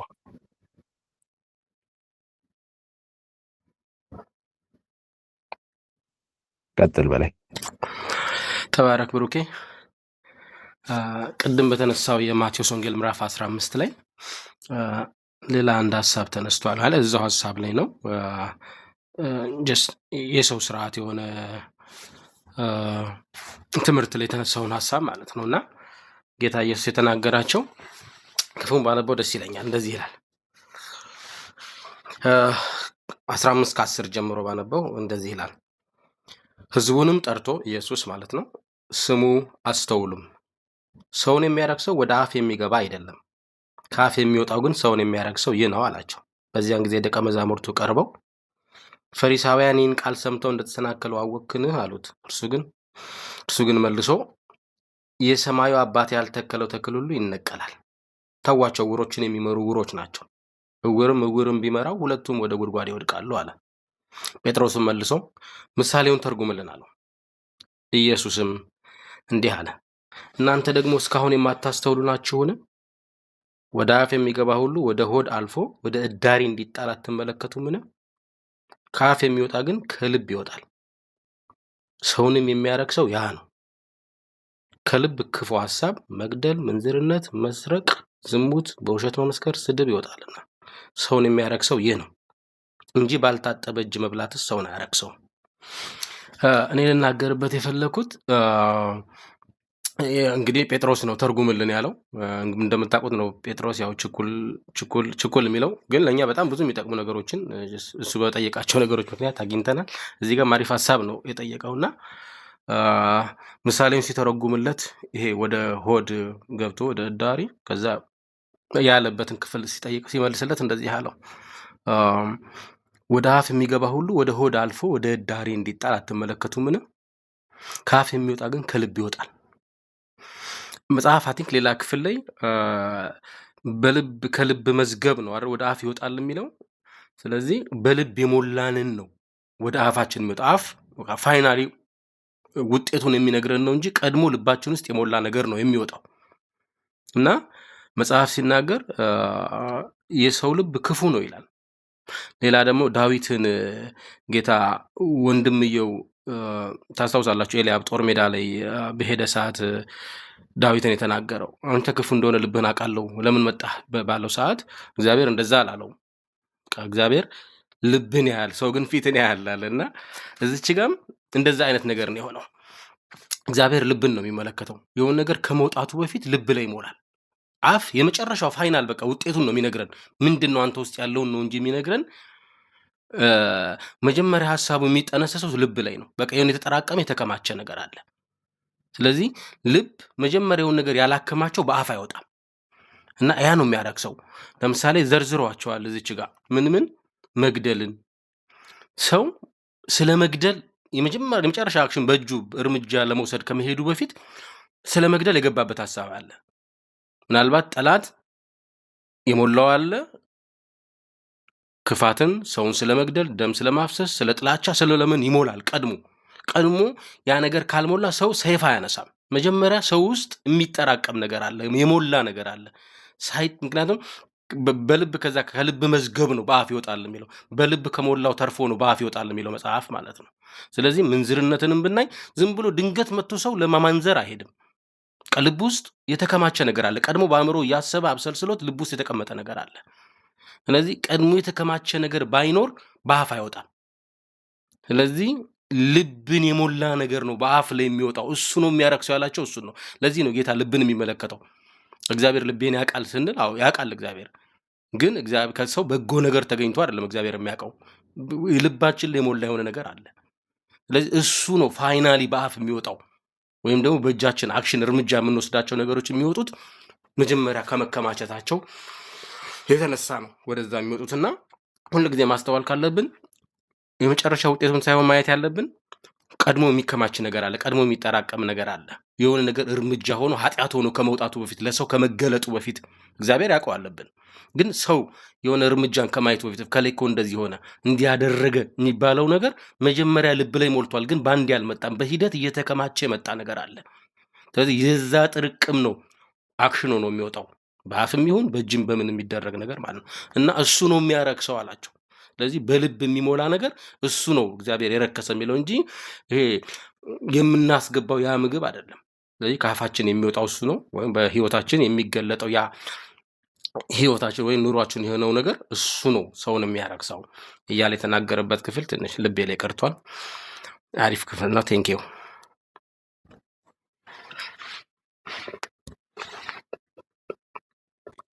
እሺ በላይ ቴንኪው በጣም ተባረክ። አሜን። ሌሎቻችሁም ፈልጌ ነው እኔ የተረዳኋቸው ነገሮች ማለት ነው። እና ምዕራፍ 14 ላይ የመጥምቁ ዮሐንስ መሞት የተዘረዘረበት መጽሐፍ ነው።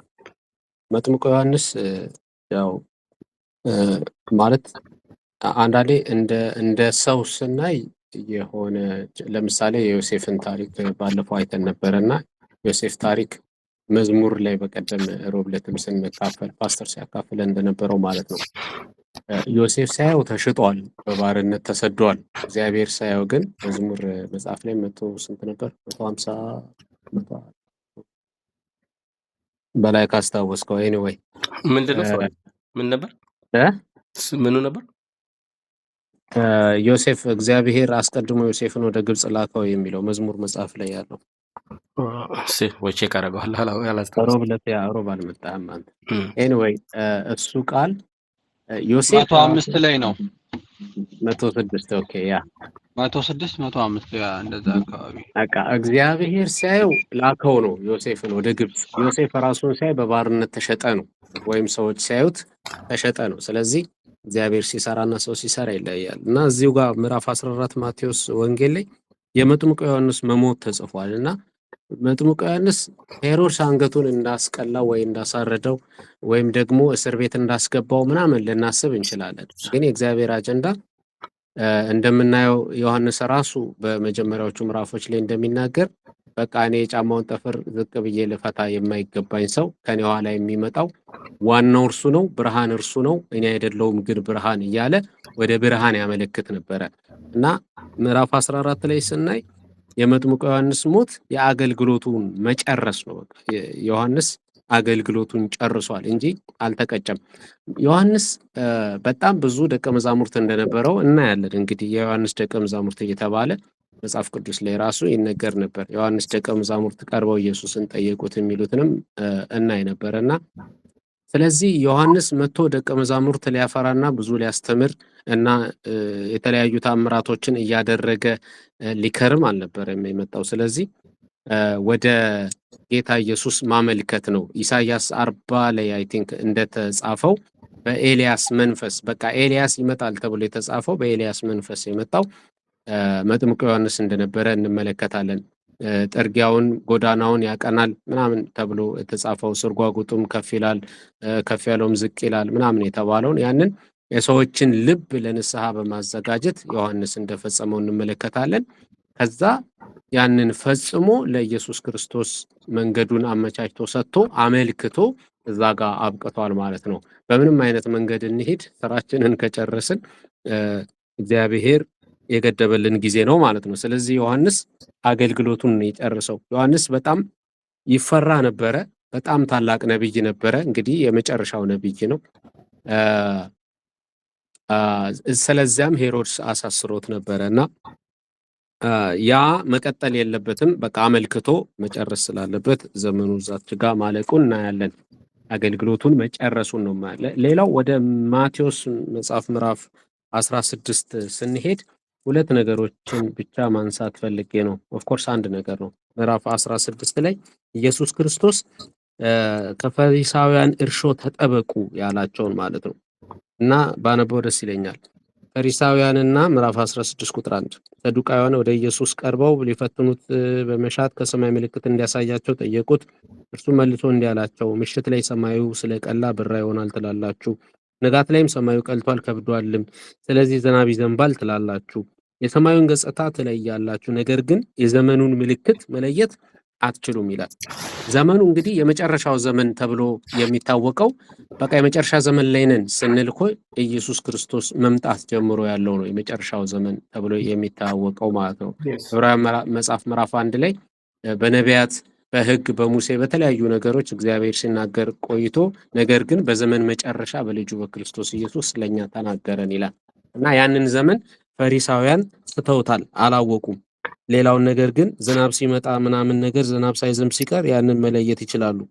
እና ክፉና መንዝራ ትውልድ ምልክት ይፈልጋል፣ ነገር ግን ከዮናስ ምልክት በስተቀር ሌላ ምልክት አይሰጠውም። ከዚያም ኢየሱስ ትቷቸው ሄደ። ከዛ ባህሩን እንደተሻገሩም ደቀ መዛሙርቱ እንጀራ መያዝ ረስተው ነበር። የዚህ ኮኢንሲደንስ ነው በጣም ይገርመኝ። እነሱ እንጀራ መያዝ ረስተዋል። ኢየሱስ የጠየቃቸው ነገር ተገናኘ። ምንድን ያላቸው? ኢየሱስም ልብ በሉ ከፈሪሳውያንና ከሰዱቃውያን እርሾ ተጠበቁ አላቸው። እነሱ እንጀራ ስለረሳን ነው በቃ ስለ እርሾ የሚያወራው ይላሉ። እና እንጀራ መርሳትና ስለ እርሾ ማውራት ይለያያል። እርሾ እዛ ጋር ምንም ሊያደርጉት አይችሉም። እርሾ ሊጥ ውስጥ ጠብ የሚደረግ ነገር ነው። እና ይሄ እሱ ስለ ትምህርት እንደሆነ ዝቅ ብለን ስናነብ ሲተረጉምላቸው እናያለን። እና ከፈሪሳውያን እርሾ ተጠበቁ ያላቸው ፈሪሳውያን ከሚያስተምሩት ትምህርት ነው። እርሾ ልክ ገብቶ ሙሉ ሊጥና ሙሉ ባልዲ ሊጥ ውስጥ ሙሉ ባልዲ እርሾ አይጨመርም። እጅግ በጣም ጥቂት እርሾ አይሮን ነው። ምናልባት አንድ ኩባያ ምናምን ኩባያ ካወቃችሁ የማያውቅ ትውልድ አልተነሳማ። ወይም ደግሞ ብርጭቆ እንደዛ አይነት ብትጨመር ነው። ከዛ ሙሉ ሊጡን ምን ያደርገዋል? ያቦከዋል ማለት ነው። እና ትምህርትም እንደዚሁ ነው። ትምህርት ትንሽዬ የስህተት ትምህርት ናት እየሰፋች ሙሉ ህይወታችንን የሚያበላሸው ከክርስቶስ ጋር ያለውን ሙሉ ህብረታችንን የሚያበላሽብንም ትምህርት እንዲህ ሲገባብን ነው። ቀስ እያለ ለስጋ እየተመቸ ትምህርቱን ዲፌንድ እያደረግነው እንሄዳለን። ለነዛ ነገር የሚደግፉ ጥቅሶችን ብቻ እየፈለግን እንደውም አንዳንዴ እነዛ ጥቅሶች ብቻ ተለይተው መጽሐፍ ቅዱስ ቢሆኑልን እስኪያምረን ድረስ ምንደርስበት ጊዜ አለና በጣም ለትምህርት ጥንቃቄ ልናደርግ እንደሚገባ ከዚህ ውስጥ እንማራለን። ምክንያቱም ትምህርት ትንሽ ነው፣ እርሾ ትንሽ ጠብ እንደሚደረግ ጌታ ኢየሱስም የስህተት ትምህርት ምን ያህል አደገኛ እንደሆነ ጠብ ካለ ሙሉ ጉባኤን ሙሉ ህይወትን በቃ አስተማሪው ላይ ጠብ ካለ ሙሉ ጉባኤውን ማለት ነው ህይወታችን ላይ ጠብ ካለ ሙሉ ህይወታችንን እንዴት እንደሚያበላሸው ያሳያልና ይሄንን ለማለት ነው። ቴንኪው።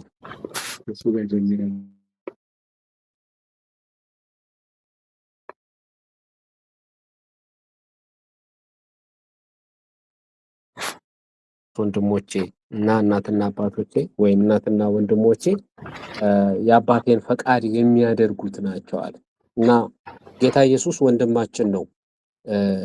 በአንድ በኩል ሁላችንም የእግዚአብሔር ልጆች ስንሆን ያው እርሱ ክብሩን ሳንነካ ባልነካ አውድ ማለት ነው እርሱ በኩር ሆኖ እኛን ይዞ እንደገባን መጽሐፍ ቅዱስ ይናገራል። ሌላው ከትንሣኤው ሁሉ በኩራት እንደሆነ ጌታ ኢየሱስ ክርስቶስ ይናገራል። በቃ የትንሣኤ በኩር ብቸኛው እስከዛሬ ድረስ ሞቶ የተነሳ ጌታ ኢየሱስ ብቻ ነው። ሌሎቹ ተመልሰው ሞተዋል እና ከዛ እኛም ያ ይጠብቀናል፣ ያን እንከተላለን። ስለ ወንድምነቱ ማውራት ፈልጌ። ሌላው ደግሞ ወንድሞቼ ብሎ ሲጠራን አላፈረብንም ይላል መጽሐፍና ማናቸው እናትና ወንድሞቼ ሲል እኛም ወንድሞቹ ነን እና ማናቸው ሲል የአባቴን ፈቃድ የሚያደርጉ ናቸው። እና ህይወታችንን ዝም ብለን ስንፈትሽ የእግዚአብሔርን ፈቃድ እያደረግን ካለን ያ የክርስቶስ ኢየሱስ ወንድሞች ነን የሚለውን ቼክ ማድረግ እንችላለን ማለት ነው። እና የአባቴን ፈቃድ የሚፈጽም እነርሱ ወንድሞቼ ናቸው ብሎ ጌታ የተናገረውን መጨመር ፈልጌ ነው። ተባረኩ። የዚሁ ጸጉ ባለው ላይ የአባቴ ፈቃድ ምንድን ነው የሚለው ላይ አይ ቲንክ ኤግዛክትሊ ክፍሉን አላስታውሰውም። የእግዚአብሔር ፈቃድ ምንድን ነው የሚለው በላከው በልጁ እንድታምኑ ነው ይላል አይደለ?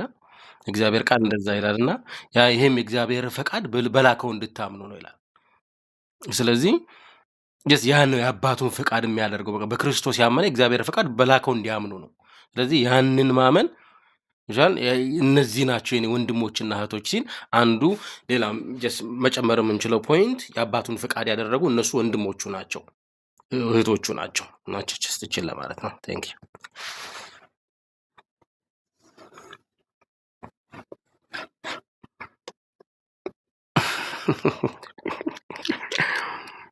አሁን ሶሪ ቀጥል።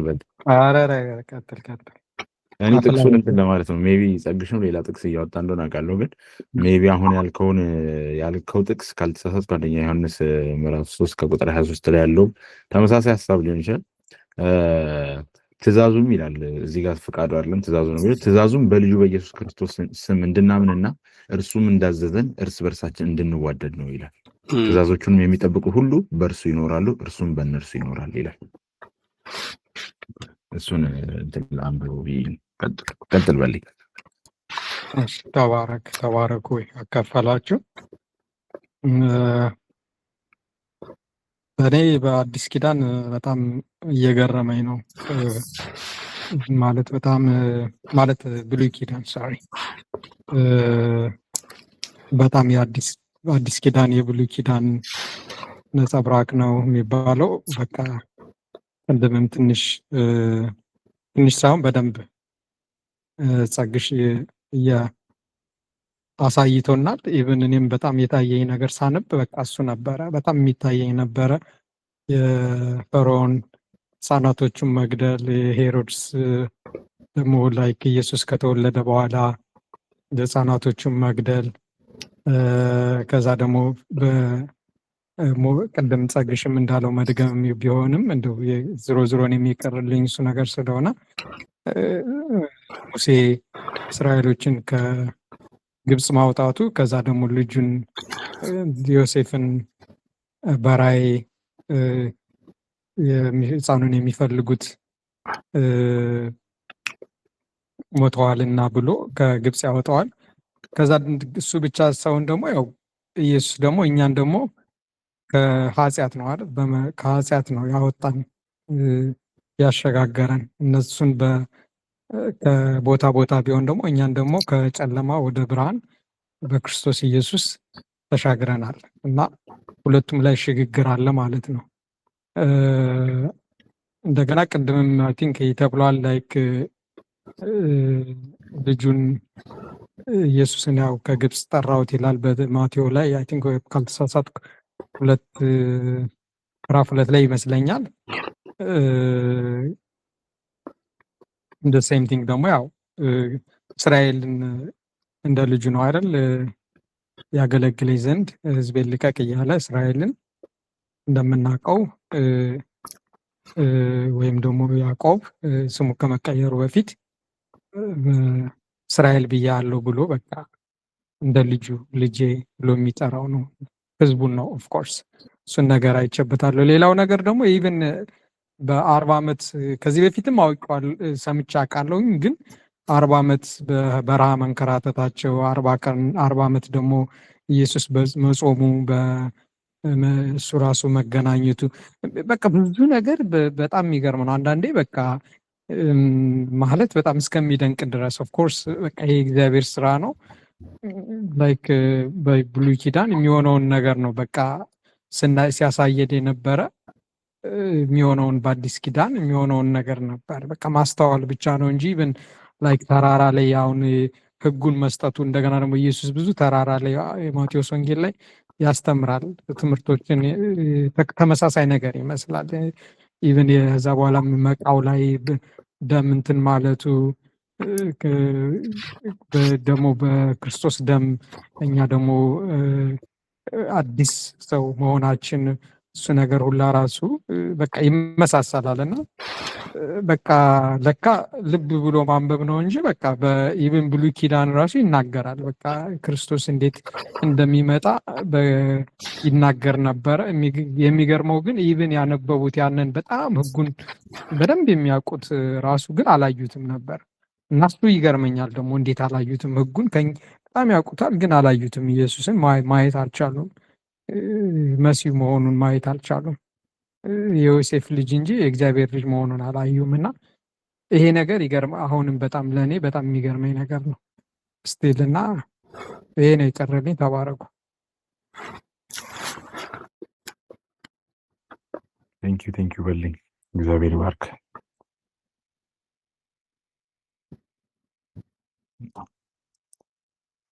እኔ በጣም ብዙ ነገር የሚጠቅም ነገር እየሰማሁ ነው። ሆፕፉሊ ሁላችንም እንደዛ እንደሆነ አስባለሁ።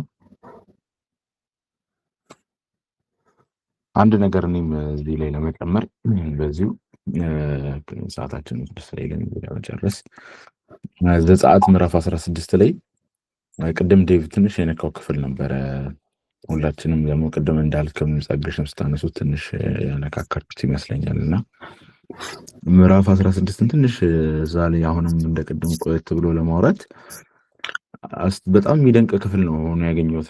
ከቁጥር 1 ጀምሮ በአዲስ መደበኛ ትርጉም ነው ማነበው። ከቁጥር 1 ጀምሮ ከኤሊምም ተጓዙ የእስራኤል ልጆች ማህበር ሁሉ ከግብፅ ሀገር ከወጡ በኋላ በሁለተኛው ወር ከወሩም 18ኛው ቀን 15ኛው ቀን በኤሊም እና በሲና መካከል ወዳለች ወደ ሲን ምድረ በዳ መጡ ይላልና እኔ ይህንን ፓርት በቃ እግዚአብሔርን በሚጠበቅበት ወይ ደግሞ የሆነ ኤቭሪዋን ሁላችንም በራሳችን ህይወት ውስጥ እንደ ምድረ በዳ በምናይባቸው ሲዝኖች ውስጥ እንዴት መኖር እንዳለብን ራሳችን እንዴት ኮንዳክት ማድረግ እንዳለብን የሆነ ሌሰኖች ከዚህ ቦታ የምናገኝ ይመስለኛል እና ነገሮች አስቸጋሪ ሁኔታ እንደሆነ ማስተዋል ትችላላችሁ ከነበሩበት ሁኔታ አንጻር። ከዛ በቀደም ዴቪም ሲነካው ትዝ ይለኛል ቁጥር 3 ላይ የእስራኤልም ልጆች ይህን ጉባኤ ሁሉ በራብ ልትገድል እኛን ወደዚህ ምድረ በዳ አውጥታቸዋል። በስጋው ምንቸት አጠገብ ተቀምጠን እንጀራ ስንበላ ስንጠግም ሳለን በግብፅ ምድር በእግዚአብሔር እጅ ምን ነው በሞትን አሏቸው ብሎ ከዛም በኋላ እንዴት አድርገው አሮንና ሙሴ ላይ ሲያጉረመርሙ እንደነበረ እናያለን። እና እኔ በጣም ሲገርመኝ የነበረው ነገር ቅድም እንደተባለው በጣም እንደዚህ አይነት ሲዝኖች ውስጥ በጣም በተለይ ከባድ በሚባሉ ሲዝኖች ከበድ ያሉ እግዚአብሔር ብቻ ተስፋ ሆኖ በሚገኝባቸው አይነት ሲቹዌሽኖች ውስጥ በጣም ብዙ ጊዜ ሁላችንም በጣም ብዙ ሰው የሚወድቅበትን አይነት ባህሪ እነሱ ላይ የምናይ ይመስለኛል። እና የነበራቸውን ከዛ በፊት የነበሩበትን ህይወት የሌለ ግሎሪ ጨምረውበት የማይሆን ቅባት ቀብተውት ነው ግሎሪፋይ አድርገውት ሲያወሩ የምንሰማው። እና ጭራሽ በስጋው ምንቸት አጠገብ ተቀምጠን እንጀራ ስንበላ ስንጠግብ ሳለን ይላሉ። እና አይደለም እንደዛ ሆነው ሊኖሩ በምን አይነት ስቃይ ውስጥ ነው ራሳቸው ጮኸው ወጥተው ከዛ በኋላ ከወጡ በኋላ ደግሞ የነበሩበትን ቦታ በጣም ግሎሪፋይ አድርገው እኔ እንደውም ሊሳስብ የነበረው በጣም እዚህ ጋር ምን ይላሉ በግብፅ ምድር በእግዚአብሔር እጅ ምን ነው በሞትን ይላሉና እዛ እኮ ኦልሞስት ሞተናል ይሄ ማለት ህይወት አይደለም አይነት ነገር ብለው ነው የወጡት ይሄኔ። እና ይሄን ያህል እንደሚሉት በግብፅ መሞትም ምንም ማለት ካልሆነ እና እንደው የተሻለ ብለው ካሰቡት it doesn't make sense የሚሉት ነገር ማለት በዚህም መሞት ያው ነው መሞት ነው ያው ነው እና ግን በግብፅ መሞትን እንመርጣለን ብለው ሲያጎረመርሙ እናያለን። እና በጣም ይሄ ሁሉም ሰው በጣም ከባድ በሚባሉ ምድረ በዳ ብለን በምንጠራቸው አይነት ሁኔታዎች ውስጥ የምንወድቅበት አይነት ባህሪ ይመስለኛል። በቃ እግዚአብሔር ላይ ለማጉረምረም የነበርንበትን በቃ ወድቆ የነበረ የጠላነውን ህይወት ሁላ በተለይ እንደውም በጌታ ቤት ያልነበርን ሰዎች ለምሳሌ ክርስቲያን ስንሆን ነገሮች ሲከብዱ በተለያየ ፈተና ውስጥ ስናልፍ ራሱ እንደዚህ አይነት ባህሪ ምንል እንዳናጉረመርም እግዚአብሔር እንግዲህ ጸጋው እንዲያበዛልን ጸሎቴም ነው ምኞቴም ነው ቅድም ዴቭ እንዳለው። እና ከዛ ወረድ ብሎ በጣም አንድ ሌላ ሲደንቀኝ የነበረው ነገር ቁጥር 7 ላይ የእግዚአብሔርንም ክብር ጠዋት ታያላችሁ በእግዚአብሔር ላይ ያንጎራጎራችሁትን ሰምቷልና በእኛም ላይ የምታንጎራግሩ እኛ ምንድነን አሉ ብሎ ሙሴና አሮን ያሏቸውን ይናገራል። ከዛ ደግሞ እዚህ ጋር ምን ይላል መጀመሪያ ቁጥር 6 ላይ ሙሴና አሮን ላይ አጉረመረሙባቸው ብሎ ነው የሚለው ቁጥር 5 ላይ ይመስለኛል። ሙሴና አሮን ላይ አጉረመረሙባቸው ነው የሚለው። ከዛ በኋላ ሙሴ ግን ደግሞ ያጉረመረሙበትን ዳይሬክሽኑን አስተካክሎ ይነግራቸዋል። እና እግዚአብሔር ያንጎራጎራችሁበትን ማንጎራጎራችሁን ሰምቷልና በመሸ ጊዜ ትበሉ ዘንድ ስጋን ማልዶም ትጠግቡ ዘንድ እንጀራን እግዚአብሔር ይሰጣችኋል። እኛ ምንድነን? ማንጎራጎራችሁ በእግዚአብሔር ላይ ነው እንጂ በእኛ ላይ አይደለም ብሎ ዳይሬክት ያደርገዋል ማንጎራጎራቸውን ወይ ደግሞ ይህን ችግራቸውን። እና በጣም ኢንትረስቲንግ ሆኖ አግኝቻለሁ እኔ በጣም። ምክንያቱም በእንደዚህ አይነት በጣም ይከብዳሉ አይመቹም ብለን በምናስባቸው ሲዝኖች ውስጥ ስናልፍ አይ ቲንክ one of the things በጣም ብዙ ጊዜ የምናደርገው ነገር ማንም አፉን ወጥቶ እግዚአብሔር ጣለኝ፣ እግዚአብሔር እንደዚህ ያደረገ፣ እግዚአብሔር እንደዚህ ያደረገ ብለን እግዚአብሔር ላይ አፋችንን ላንከፍት፣ እግዚአብሔር ላንሰድብ እንችላለን። ግን በማይመስል መንገድ ግን ሰው ላይ በሚመስል ሁኔታዎቻችን ላይ በማጉረምረም በሚመስል መልኩ ግን ስናጉረምረም እግዚአብሔር ላይ ዳይሬክት እያደረግነው እንደሆነ ማስተዋል የምንችል ይመስለኛል ከዚህ ቦታ። እና በምናልፍባቸው በማይሆኑ ሁኔታዎች ውስጥ እንደውም እዚህ ጋር በጣም የሚደንቅ ነገር እናያለን። ሙሴ ምን ይላቸዋል? በመሸ ጊዜ ትበሉ ዘንድ ስጋን ማልዶም ትጠግቡ ዘንድ እንጀራን እግዚአብሔር ይሰጣቸዋል ይላቸዋል። እና በጣም እየደነቀኝ ነበር። እግዚአብሔር ማታውንም ጠዋቱንም ፕሮቫይድ ለማድረግ አልረሳውም። ጠዋት በልታችኋል ማታ ይበቃችኋል አይልም። እና ጠዋት ወይ ደግሞ ማታ ትበልታችኋል ጠዋት ይቅርባችሁ አይነት ነገር የለም። እና ለጠዋቱም ለማለዳውም ፕሮቫይድ ለማድረግ ታማኝ የሆነ አምላክ እያለ በተለያዩ ሁኔታዎች ሲያጉረመርሙ እናያለን። እና የእግዚአብሔርን ይሄ ፕሮቫይድ የሚያደርገውን ማንነቱን እንደው በቃ ሲያስወጣቸው ጀምሮ እግዚአብሔር በቸርነቱ ያወጣቸውን ማንነቱ ላይ የመሳደብ ያህል ነው የሚያጉረመርሙት። እና እግዚአብሔር እንደዚህ እንዳናደርግ ይርዳን። እና በእነዚህ በጣም ከባድ በሚባሉ አይነት የምድረ በዳ ሲቹዌሽኖች ውስጥ ስናልፍ እንደነዚህ ሰዎች እንዳንሆን ጥሩ ሌሰን ይሰጣናል ብዬ ስላሰብኩኝ ነው ይህን ቦታ። ተባረኩ።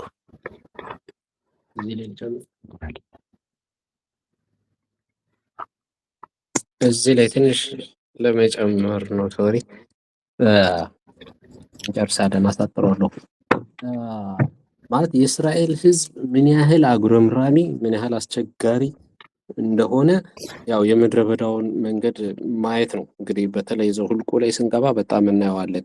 ግን በጣም የገረመኝ ነገር አለ እዚሁ ዘጸአት መጽሐፍ ላይ ምዕራፍ 3 ላይ መሰለኝ እና እግዚአብሔር ወደ ከመውጣታችሁ በፊት እያንዳንዷ ባሪያ መቤቷን ትጠይቅ ይላል። እኔ ሞገስ ሰጣችኋለሁ፣ ወርቆች ይሰጧችኋል። እንዴ ይሄ ህዝብ እኮ ማዕት ወርቅ ጭኖ የወጣ ህዝብ ነው ማለት በቃ እግዚአብሔር ማዕት ነገር ሞገስ ሰጥቶት ያስበዘበዘው ህዝብ ነው። ያንን ነገር በዝብዞ ጭኖ እየሄደ በእግዚአብሔር ዓላማ እንደሚወጡ ሌላ አምላክ እንደሌለ እስራኤልም ግብፅም ተረድተው የሚወጣ ህዝብ ነው። ግን መንገድ ላይ በሚገጥመው መከራ በጥቃቅን ነገር ያጉረመርሙ ነበረ። ይህንን ወርቅ ይዛችሁ ውጡ ሲላቸው እግዚአብሔር ካስታወሳችሁ ልጆቻችሁን ታስጌጡበታላችሁ ነው ያላቸው። ወርቁን ማለት ነው፣ እግዚአብሔር የሰጣቸውን ነገር ማለት ነው። እና ያንን ወርቅ ይዘው ወጥተው እነሱ ምድረ በዳ ጥጃን የሰሩበት።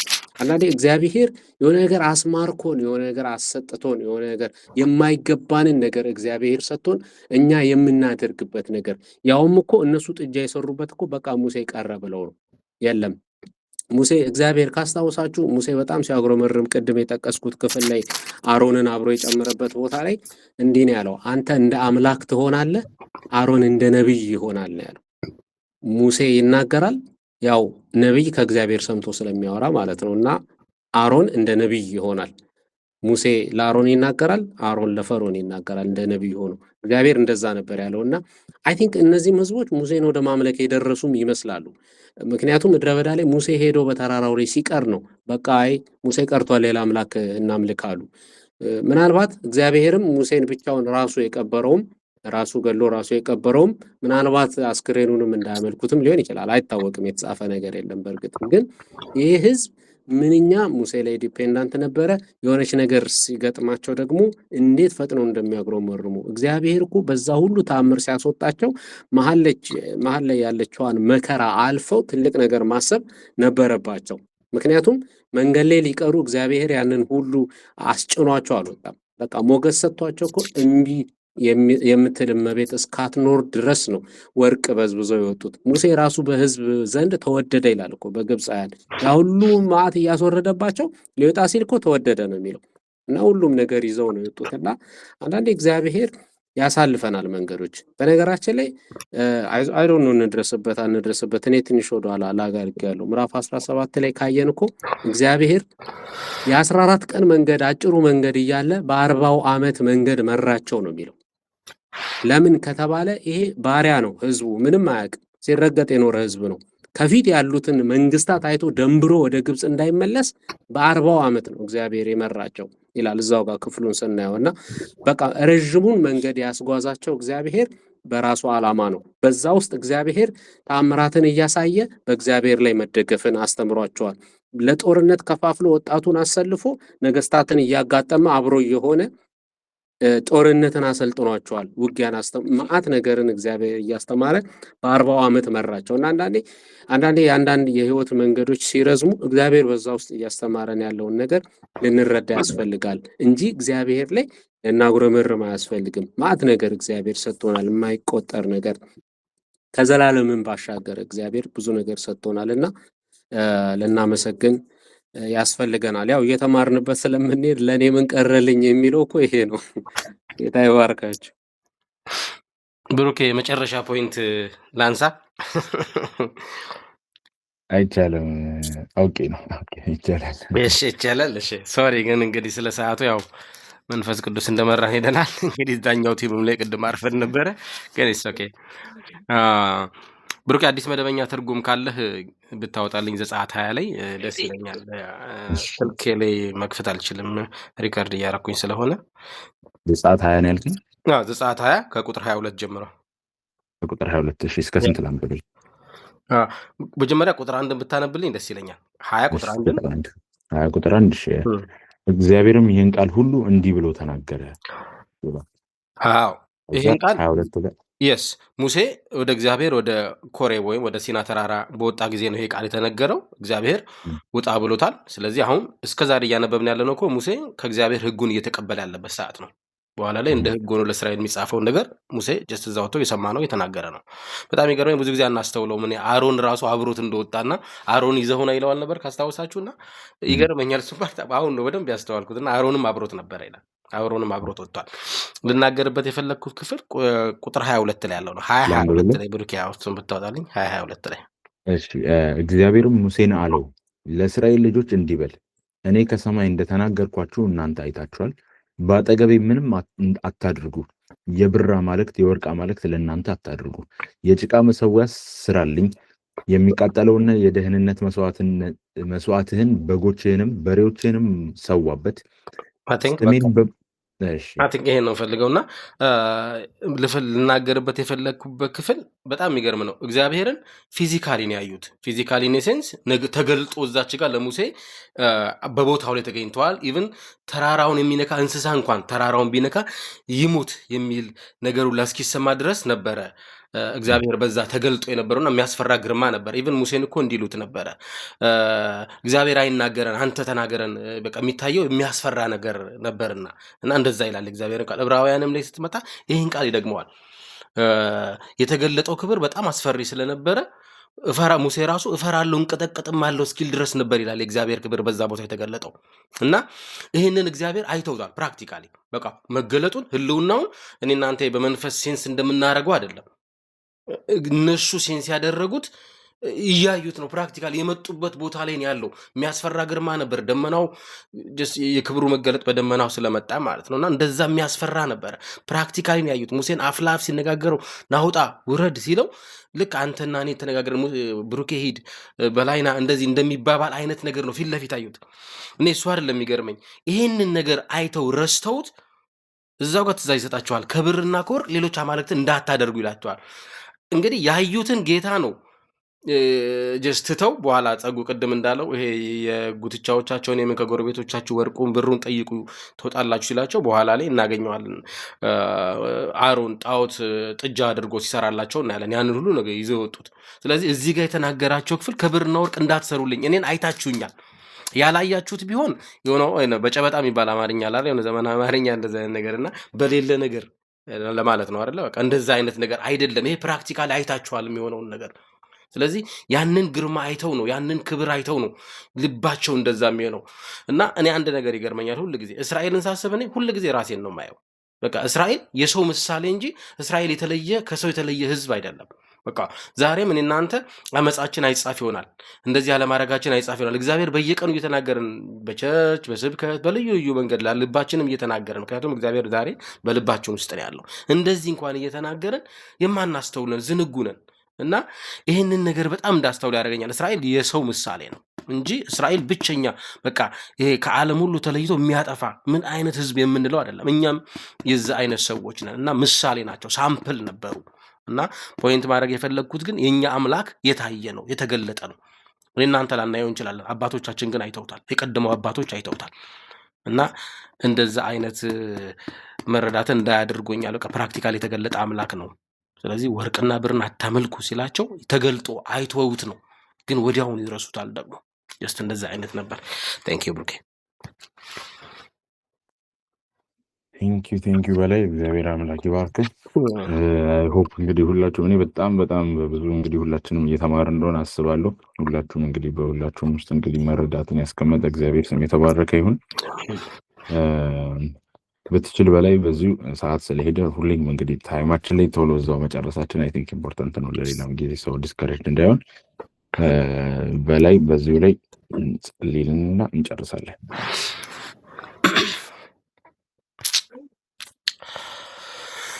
ጌታ ሆይ እናመሰግናለን። እስቲ እግዚአብሔርን ስለዚህ ስለሰጠን እድል የእግዚአብሔርን ቃል እውነት አንስተን ማንበብ እንድንችል እድል ስለሰጠን። በእርግጠኝነት ብዙ ሰው መጽሐፍ ቅዱስን የተለያየ ክፍል እያነሳ አንብቧል እስከዛሬ ከአዲስ ኪዳን ከብሉይ ኪዳን የተለያየ ነገር እና ይሄ ግን ልዩ እድል ነው እግዚአብሔር የሰጠን። እግዚአብሔር በቃ እስቲ ፈቃዴን እወቁ ብሎ በፊቱ የምንማርበትን እድል ነው የሰጠን። እኔ በእውነት በዚህ ዓመት ያየሁት ነገር ይሄንን ነው። በጣም ከኔ ይልቅ ለሰው በጣም ደስ ብሎኛል፣ እውነት ለመናገር ማለት ነው። ለምን ደስ አለ ካላችሁኝ በጣም ብዙ ሰው እኔ ሙሉ መጽሐፍን አንብቤ አላቅም ይለኛል። በጣም ብዙ ሰው በግል ያጠናል፣ በግል የተለያዩ መጽሐፍ ክፍሎችን ያወጣልና ግን በጣም ብዙ ሰው ደስተኛ ሆኖ ሰው የምር ነው እኔም ደስ ያለኝና እግዚአብሔር ደግሞ ለዚህ እድል ስለሰጠን እስቲ ትንሽ እግዚአብሔር እናመስግነው። በእውነት ለምንድን ነው ይሄን ያደረገው? ምን ሊሰራ ፈልጓል? ቅድም ጸጉ አንድ ፖይንት ሲያነሳ ነበርና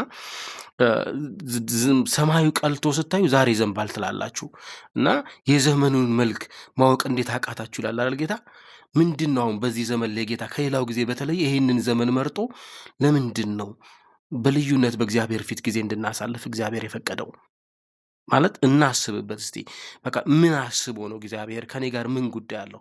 እያንዳንዳችን እንዴት አይነት ጊዜ እያሳለፍን እንደሆነ እናውቃለን፣ ቃሉን ስናጠና እና በህይወታችን ላይ ምን እየገነባ እያለ ምናልባት እያንዳንዳችን የተለያየ ኤክስፒሪየንስ አለ እና ዴቫውን ደስ የሚል ጊዜ አለን። በቃ አብረን ስለምንሰራ ሼር እናደርጋለን የሆነ ያነበብነውን ያጠናነው ነገርና ሁሉም ሰው በየቤቱ በየጓደኝነቱ ጀስት እንደዚህ በየህብር በሚገናኝበት አጋጣሚ ይሄን ያደርጋልና ምንድነው እግዚአብሔር ለምንድን ነው በልዩነት ይሄን ያደረገው? ለምን ቀደሰው ይሄንን ዘመን? እስቲ በዚህ ላይ ጀስት የተሰማችሁን ጀስት መጸለይ ትችላላችሁ። ትንሽ ጊዜ ወሰዱና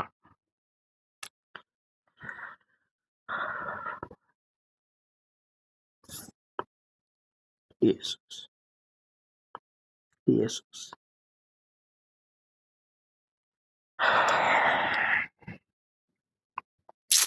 ሃሌሉያ። እግዚአብሔር አንተ በገጠመኝ አትሰራም። የጊዜው ባለቤት አንተ ነህ። በጊዜ ውስጥ ደግሞ ልታደርግ ያለህን የምትሰራ አንተ እግዚአብሔር አምላክ ሆይ የምታደርገውን ሁሉ ጌታ ሆይ ያለ ምክንያት አታደርግም። አዎ ጌታ ሆይ ስለዚህ ዘመን በእውነት ስለዚህ በ2026 ስላስጀመርከን በፊት የመሆን እድል እግዚአብሔር አምላክ ሆይ ፊትህን እንድንፈልግ ፈቃድህን እንድናውቅ በቃ መርጠሃል። ብዙ ላይ ገባን ይችላል፣ ልማድ እየፈጸምን እንደሆነ ሊሰማን ይችላል። ግን እግዚአብሔር አምላክ ሆይ ፋይናሊ የሆነ ቦታ እንደምታደርሰን እናውቃለን። አንተ ጥይት አታባክንም። ቃልህን በቃ በከንቱ እግዚአብሔር አምላክ ሆይ አትናገርም። በቃ ዝም ብለህ ሰውን እንደዚህ አታደርግም። ደግሞ ለበጎ ነገር ነው የመራህ፣ እኔ ከማንም አይደለም ጌታ ሆይ። ስለዚህ ነገር እናመሰግንሃለን። እውነት በፊት ያነበብን እንኳን ብንሆን በቃ በፊት እንዳነበብን አይደለም፣ በቃ እንደ ልማድ አንቆጥረውም ጌታ ሆይ። በዚህ ዘመን ላይ ለሆነ ነገር እግዚአብሔር አምላክ እያስታጠቀን ለሆነ ዘመን ምናልባት አናቅም። በዚህ ምድር አሁን ወቅታዊ ጉዳይ በሚሆንበትም ነገር ምናልባት ይሆን እግዚአብሔር አምላክ የእኛንም ሰዎች እንዲያነቡ እንድንቀሰቅስ የሰዎችም ልብ ተከፍቶ እሺ ብሎ እንዲያነብ ምን እየሰራህ ነው ጌታ ሆይ? እኛ እናስተውል ይሆናል፣ ግን አንተ በዓላማ ሁሉን ታደርጋለህ። እግዚአብሔር አምላክ ሆይ ስለዚህ ጊዜ እናመሰግናለን። በቅዱሳን ሕይወት እያደረግክ ስላለው ነገር እግዚአብሔር አምላክ ሆይ እኔ የሚረባህን የማስተምርህ አምላክ ነኝ። ለእስራኤል እግዚአብሔር እንደዛ ነበር የሚለው። አዎ ጌታ ሆይ የሚረባንን ልታስተምረን ነው፣ የሚጠቅመንን የሚያስጉዘንን ጌታ ሆይ ሩቅ የምንሄድበትን ነው የምታበላን። እግዚአብሔር አምላክ ምናልባት አናውቅም፣ ነገ እግዚአብሔር ከፊት የሆነ ነገር አለ፣ ለሱ ነገር እያዘጋጀን ይሆናል። ምናልባት ዛሬ ላይገባን ይችላል፣ የሆነ ሰዓት ይገለጥ ይሆናል። ጌታ ሆይ ባይገባንም ግን አንተ እግዚአብሔር አምላክ አዋቂ ነህ። ግን ዝም ብለህ እግዚአብሔር አምላክ እያራመድከን ዝም ብለህ እያስጓዝከን እንዳልሆነ በደመ ነፍስ እየሄድን እንዳልሆነ ግን የሚገባናል። ጌታ ሆይ እግዚአብሔር አምላክ አንተ ሕግ ፍጹም ነው፣ ደግሞ ፍጹማን ያደርገናል። ስለዚህ ሁሉ እናመሰግንሃለን። አስተማሪ ነህ ተመስገን፣ መካሪ ነህ ተመስገን፣ ብርሃን ነህ ተመስገን፣ አጽናኝ ነህ ተመስገን፣ ረዳት ነህ ተመስገን። ስለሰጠህ ነገር ሁሉ እጅግ እናመሰግንሃለን። በእውነት ስለተሰጠን እድል እናመሰግንሃለን። ዛሬን እንደ ትናንት አንቆጥረውም ጌታ ሆይ። በቃ በዛሬ ቀን ልዩነት በቃ በልዩነት ትሰራለህ። ልዩ ነገር ነው በዚህ ዓመት በዚህ ጊዜ እየሰራ ያለኸው። በቃ እንደ ትናንት አይደለህም አንተ ጌታ ሆይ። ዕለት ዕለት አዲስ ነህ ጌታ ሆይ። ለቀኑ ክፋቱ ይበቃዋል ይላል አይደል? እኛ ደግሞ ለቀኑ የሚያስፈልገንን ለዛን ክፋት ደግሞ ማሸነፍ የምንችልበትን የእግዚአብሔርን ቃል ደግሞ እግዚአብሔር ሰጥቶናል፣ በፊቱ እንድናጠና ፊቱን እንድንፈልግ። ስለዚህ አቅም አግኝተን ጉልበት ለብሰን የምንቆምበትን እግዚአብሔርን እንድናስተውለው፣ መንገዱን እንድናስተውል፣ ፈቃዱን እንድናውቅ የእውነት ጌታ ሆይ ስለዚህ ሁሉ እናመሰግንሃለን። ካንተ ዘንድ ስለሆነልን ምሕረት፣ ካንተ ዘንድ ስለሆነልን በጎነት ተመስገን። አቤቱ እግዚአብሔር አምላክ ሆይ በነገር ሁሉ ተባረክ። ስምህን እንባርካለን፣ ተባረክ። ስምህን ከስሞች መካከል እግዚአብሔር አምላክ እንቀድሳለን፣ እንለየዋለን። ስምህን የሚመስል ስም የለም ጌታ ሆይ። ኃይለኛ ስም፣ ጉልበታም ስም፣ አዳኝ ስም፣ ነፃ አውጪ ስም ነው ጌታ ሆይ ተመስገን።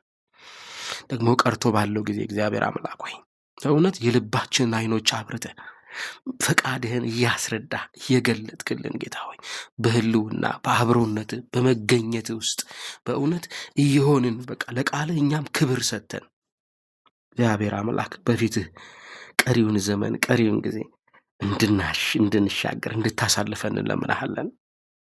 እግዚአብሔር አምላክ ከመካከላችን ደግሞ ማንም ይሄንን የመጽሐፍ ቅዱስ ጥናት ፊትህን የመፈለግን ጊዜ እንዳያቋርጥ ለህዝብ አቅም እንድትሆንለት የሚሰማውን ልዩ ልዩ የዓለም ድምፅ እግዚአብሔር የጨላትን ድምፅ ይሄ የሚያሰናክለው ተስፋ የሚያስቆርጥ ሰዎች አብረው እንዳይጓዙ ፊትህን ቃልህን እንዳይፈልጉ የሚያደርግ የተሟጋች መንፈስ እግዚአብሔር አምላክ በስምህ ስልጣን እንዲገረሰስ ስራው እንዲፈርስ በእውነት ጌታ ሆይ በቃ መንኩራኩሩን እንድታስረው ጌታ ሆይ የተመካበት ኃይል የሚለውን ነገር ከህዝብ ላይ እንድትመታ እግዚአብሔር አምላክ ይበቃል ጌታ ሆይ። እንዲሁ በከንቱነት የተመላለስንበት እግዚአብሔር አምላክ ፊትህን ሳንፈልግ ቃልህን ሳናጠና ሳንፈልግ ያለፈው ጊዜ ይበቃል ጌታ ሆይ።